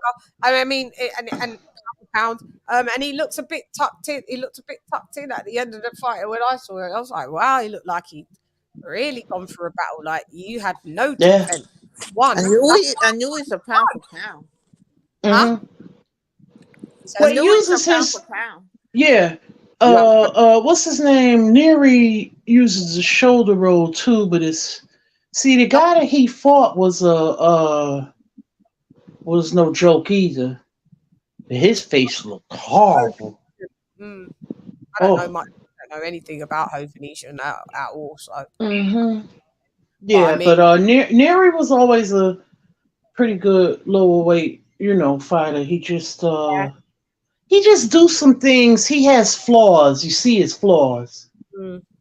Uses his face as defense. Yeah, that's his flaw. Mm-hmm. The rolling wasn't right. I mean, he doesn't do the shoulder roll right to me. Like it's just right. Don't do it. Cut it out, people. Like with this half-ass shoulder. If you're not Floyd Mayweather, you can't do it to that level. Leave it alone. James Toney. People like that. I mean, it's other people. Yeah, it's just they just don't do it right. Yeah. Yeah, leave it alone. Just some people just don't do it right. Yeah, it's crazy. Yeah, just leave it alone, mate. But also, guys, because I'm going to wrap it up, and it's been amazing. So we're gonna have. Oh yeah, Jimmy, you need to come back on fucking Wednesday, mate, because we're gonna have the guy that knocked down Tyson Fury. Tyson Fury, the greatest thing since sliced bread for you. Oh, so, yeah. I don't know. I just listen, I've criticized Fury many times. Middleweight, pumped up middleweight, cruiserweight. So we're going to have the 2-time cruiserweight and 1-time UAB heavyweight champ of the world. we're gonna have Steve Cunningham in the Buddhism, and then we're gonna talk about. He's a bit of a hater, really. Huh? He's a bit of a hater. So he's a bit of a hater though, Fury. So I mean, I don't. We're hearing, you know, that Steve. I'm bringing in the guy that they're bringing on the guy that Tyson Fury's admitted gave him a run for his money, the hardest fight that he's had to date. He's never topped up anybody. Yep. He's fought Dillian White, your guy. He's never said Dillian White was a harder fight because it wasn't. Yep. Vladimir Klitschko even wasn't a harder fight than Steve Cunningham because it wasn't. Yep. Wilder wasn't a tougher fight either. So. Wilder is a guy that's knocked him down, but you know Steve Cunningham did it already, and he was a cruiserweight coming up. So you know when Anthony Joshua goes 24 rounds with arguably the number 1 or 2 pound for pound, doesn't get dropped. You know what, Shan? If Usyk would have got it, would have dropped AJ, we would have never heard the end. We would never heard the end of it. I know. I used to troll the Tyson Fury fans, right? So when they say that, Joshua dropped by Klitschko and Fury wouldn't, my response would always be, well, it could be worse, isn't it? At least AJ didn't get dropped by Steve Cunningham, right? So I used to troll the Fury fans for a long time. So that's the truth. I'm not that's correct. Yeah. But I'm just saying, they don't use that same energy with. They could say something that Usyk almost knocked out Joshua, which is not true. I already slowed it down. I already slowed it down and proved that. Yeah, but they don't say that Fury was knocked on his ass with a pumped up cruiserweight. So I mean, I'm not calling Steve Cunningham a pump up, but no, but cruiserweight coming up. Yeah, exactly. That's all I'm saying. I'm not trying to disrespect the brother. No. Yeah, you know what I'm getting at, Shan. I know what you're saying. It's what they call it. That's what they call the pumped up cruiserweight. So it's across the board. Any cruiserweight that comes up to heavyweight, we're using Tyson Fury's analogy, is a pumped up cruiserweight. And so the pumped up cruiserweight still would knock you on your ass, and you had to roughhouse him to get the win. Yeah, you had to maul him. Yeah, fight dirty. Yeah, 100%. Elbows was in there to get out Steve Cunningham. Yeah, I really hope Usyk doesn't beat Fury, because then that would have meant. That would have meant he would have beat Joshua and Fury. I'm like, fucking hell, man. Like, can we not at least get one top guy? Can we not at least have one top guy? No, I'd love it. I want Usyk to beat Fury. I'm going front. Yeah. I want Usyk not going front. I'm not going front. Because you know why? I really respect Usyk as a fighter. I really do. I don't care. As a man, yeah. As a man. He stands up for something. That's why I don't like Fury fans. Because God, you know what? And I hope this doesn't really get out, but I wasn't cheering for Wilder when Wilder was going against Fury the first fight. I was like mutual, because I thought it was a cherry pick. I don't like bullies. I don't like people that I don't care what nationality. I'm not gonna root for someone just because they're from a nationality. I don't do that, or a certain race. That's not what I stand for. So by you saying that, we have to have one for ourselves, that just says a lot about you. Yeah, you're right. I guess it does. Yeah, that's definitely something I need to reflect on. I didn't see Arlette coming with that curveball. No, I knew she had something for me, to be honest. I mean, she's had that vibe all night. I don't care what kind of vibe, because I'm not going. Usyk is not. I'm not Russian. So really, I shouldn't be cheering for either one of those guys. I shouldn't be cheering for either one of those guys, but I'm a cheer for the better man, and the better man. Usyk's Ukrainian. No, Usyk's Ukrainian. He's not Russian. I mean, I'm sorry, Ukrainian. I'm not. Well, I'm a Black American West Indian woman, so I'm going to still cheer for Usyk. It has nothing to do with race, of course. It just has who's a better man. No. Fury needs to win, man. He needs to. Yeah, my Fury needs to beat the shit out of Usyk, man. We've seen, like we said, we'll have Steve Cunningham on. Steve Cunningham, dropping Tyson Fury and all the shit, and his up and coming stuff. And that's all of you Fury fanboys, whoever they was in the chat a little while ago. You're welcome. No, they are pieces of shit, though. No, LadyChann, I'll tell you this, right? They are pieces of shit, though, because I've come across some of them And Yeah, some of they them are. are racist pieces of shit. Yeah. Not the Yeah. not the normal fans. The fanboys are pieces of shit. I just Yeah, don't but like that's them. about 5% of them. To be Fanboys. fair though, that's only maybe 10% of the like. They're just the loudest, so I think that's why they stand out. Oh, they're they're abnormal. I mean, Kenny Ken, my co-host on this show, he's a big Tyson Fury and Dillian White fan, but he doesn't fanboy out like and be like he just keeps it. It's the fanboys that are the problem in this with them, and they're Mhm. just pieces of shit. That's what it is. Yeah. So yeah, so I expect them to come over. You know, when I got Steve on, Mhm. it's all good. You know, as long as if you're going to come with any racial stuff, because that's what they like to do, like calling people the N word and stuff like that, that won't be tolerated in the No, chat. that's not border. Yeah, yeah. Really, Yeah, Shannon? that's not. Oh yeah. They get down like that? Yeah, you black. One time in my comments, one of them was coming like, "Oh, look, you black, go back to your black king, you black whore." One of them called me a black window licker. I've Fucking been hell. called names in Tyson Fury's Instagram post. You know, I posted like I left a comment, and they all jumped on me, boy. You But a lot black. of them are American though as well. I've noticed a lot of them are actually white American. But Yeah, some I of them are can't. British. I Nationalities. wouldn't be Mhm. surprised. It doesn't matter. To They're some both. people, Yeah, white it's is just white. So yeah, it yeah. doesn't matter. So yeah, you can't tell if they're white Brits, white Americans, but yeah, they say the same. Mhm. Saying the same shit, boy. I was just like, oh god, yeah. I've had all of that, Arlette. So you know, sometimes we're going to come. They may come across on Wednesday, but shout out to them. But tomorrow we're going to be doing a rewatch and point score with Cunningham versus Tony Tarver, which ended up in a points decision, which was quite controversial. A points decision draw. It was a draw. So we're gonna, in When ode is this Steve Cunningham interview on Wednesday? Wednesday. Yeah, what time is that? Damn, What time I'm is going it? to Atlantic City, man. Oh, Ugh. well, What time is that? 10:30 our time. 5:30. UK time. Yeah, Okay. 10:30 time. So yeah, I shall be back in the Buddhism, but I'll be on tomorrow doing the rewatch and point score. You know, that was a close fight. Well, it was a draw, so I want to see who I would gave the win to.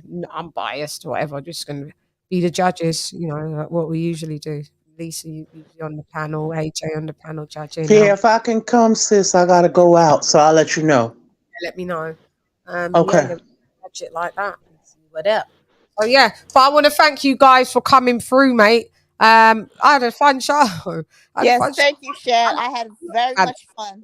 Yeah, did you have Yeah, fun? thanks for having me on. It's been a I know spicy you're life. No, you're welcome, Julie. We like a bit of, we need a bit of resistance. It's Yeah, we boring. need that. It's boring when it's all one way.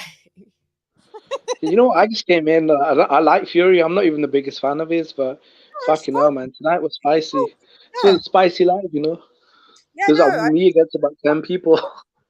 yeah, it's all good. I had fun. It was fun. You're always welcome. You know that can come on any time. So, thank you for Jimmy for being in the building.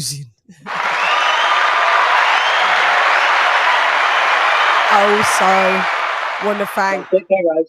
Right, take care, guys. Thank you. Jim. See you later, love. Bye. Bye. Shouts out. All right, take care, Jimmy. Thank you, Jimmy. Yeah. I want to shouts out. Thank you for Sister Bells for being in the building. Thank you, Lisa. Oh, love you guys more. Thanks for having me. You're welcome. Oh yeah, I want to Shad, thank. I love you so much. Thank you for having me. Love you Thank too. you. Arlette. Rest in peace, Thomas, TJ. TJ. Yeah, rest in peace. We got to do something for him. Don't worry, I got it Yes, in mind. rest in peace, my brother. Arlette in the building. Thank you for joining me. I want to thank also my co-host, Kenny Ken, in the building. I want to thank AJ all day for being on the panel in the building. I want to thank Will the Degenerate for being on the panel in the building. I didn't even see when our sister dropped off. Candy's our sister for being on the panel in the building. Someone else. I want to thank. There's someone else, and I've forgotten. I know I've forgotten. Oh yeah, I want to thank Ivo for being in the Uzdania. Anyone, let me see if I can. Yeah, that's those are the people who we had. I'm just making sure and make sure everything remains raw. Okay, so let me shouts out to all the members. Shouts out to Andrew H in the Buddhism, Ivo in the Ustana, Modern King Boxing in the Buddhism, Don Juan mi hermano in the Buddhism, Ben Adams in the Buddhism, Stephen T, ERF Boxing, Mark in the Buddhism, Slim Boxing Commentary in the Buddhism, Mark Niggity Nash in the Buddhism, Dub Right Side, R to the Left in the Buddhism, D-Style, Devil Beach, Jimmy McClellan in the Buddhism, Ringside Reporter Live in the Buddhism, Lisa Bells the Queen in the Buddhism, AJR Date in the Buddhism, King TJ RIP in the Buddhism, Charlo in the Buddhism, Upload Type El Primero in El Edificio in the Buddhism, Dr. P in the Buddhism, Ricky Ricardo, mi hermano, ya tú sabes, in the Buddhism, King of King Boxing, LadyChann in the Buddhism. Thank you guys for joining me, guys. That was a good show. I had fucking fun. We will be back tomorrow with a point score and rewatch with, like I said, with Steve Cunningham versus, it was Tarver versus Cunningham. And then also we'll have Steve Cunningham on the show on Wednesday. Please have a look at the community tab. I do let it be known, like the, you know, the run of play that I have there, the program. So, you know, let's go. Let's go, baby! Let's go!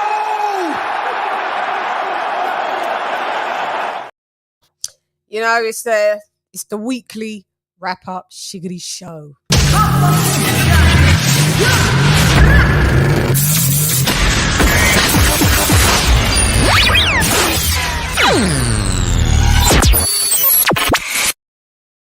You know, we deal with solely stats, facts, and data. It does get a bit heated at the time, but you know, I'm the captain of the ship. Peter, seal the doors to this room.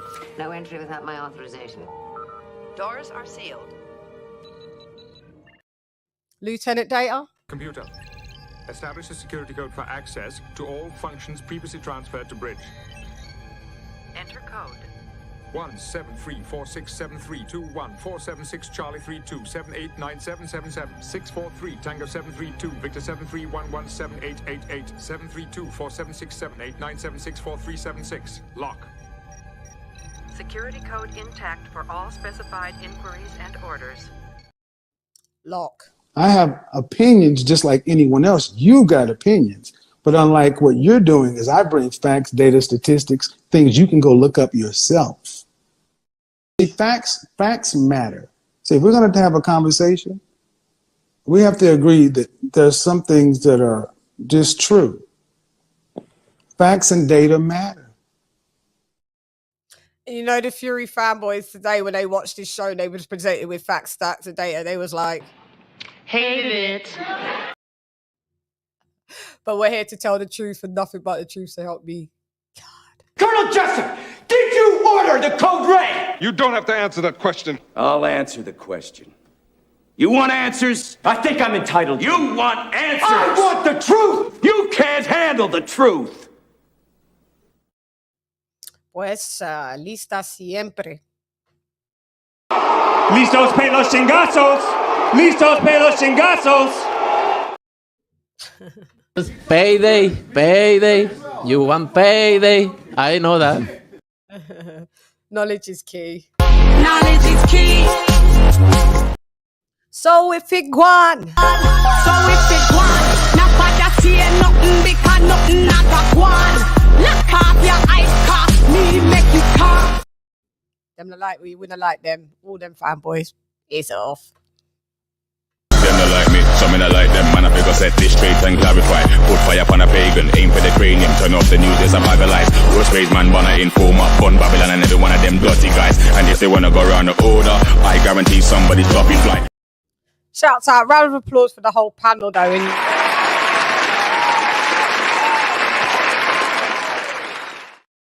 I appreciate y'all. I am that bitch, always been that bitch, and always will be that bitch. You know, I signed up, I filled out the application, and I got the job. And that's why I'm here. Kaboom. It's hype, you suck at life, you don't want a round three.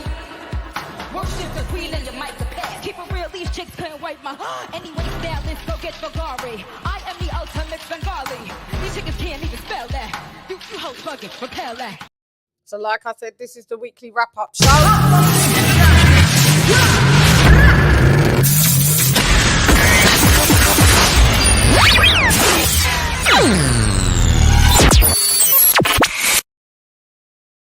Anyway, I'm done.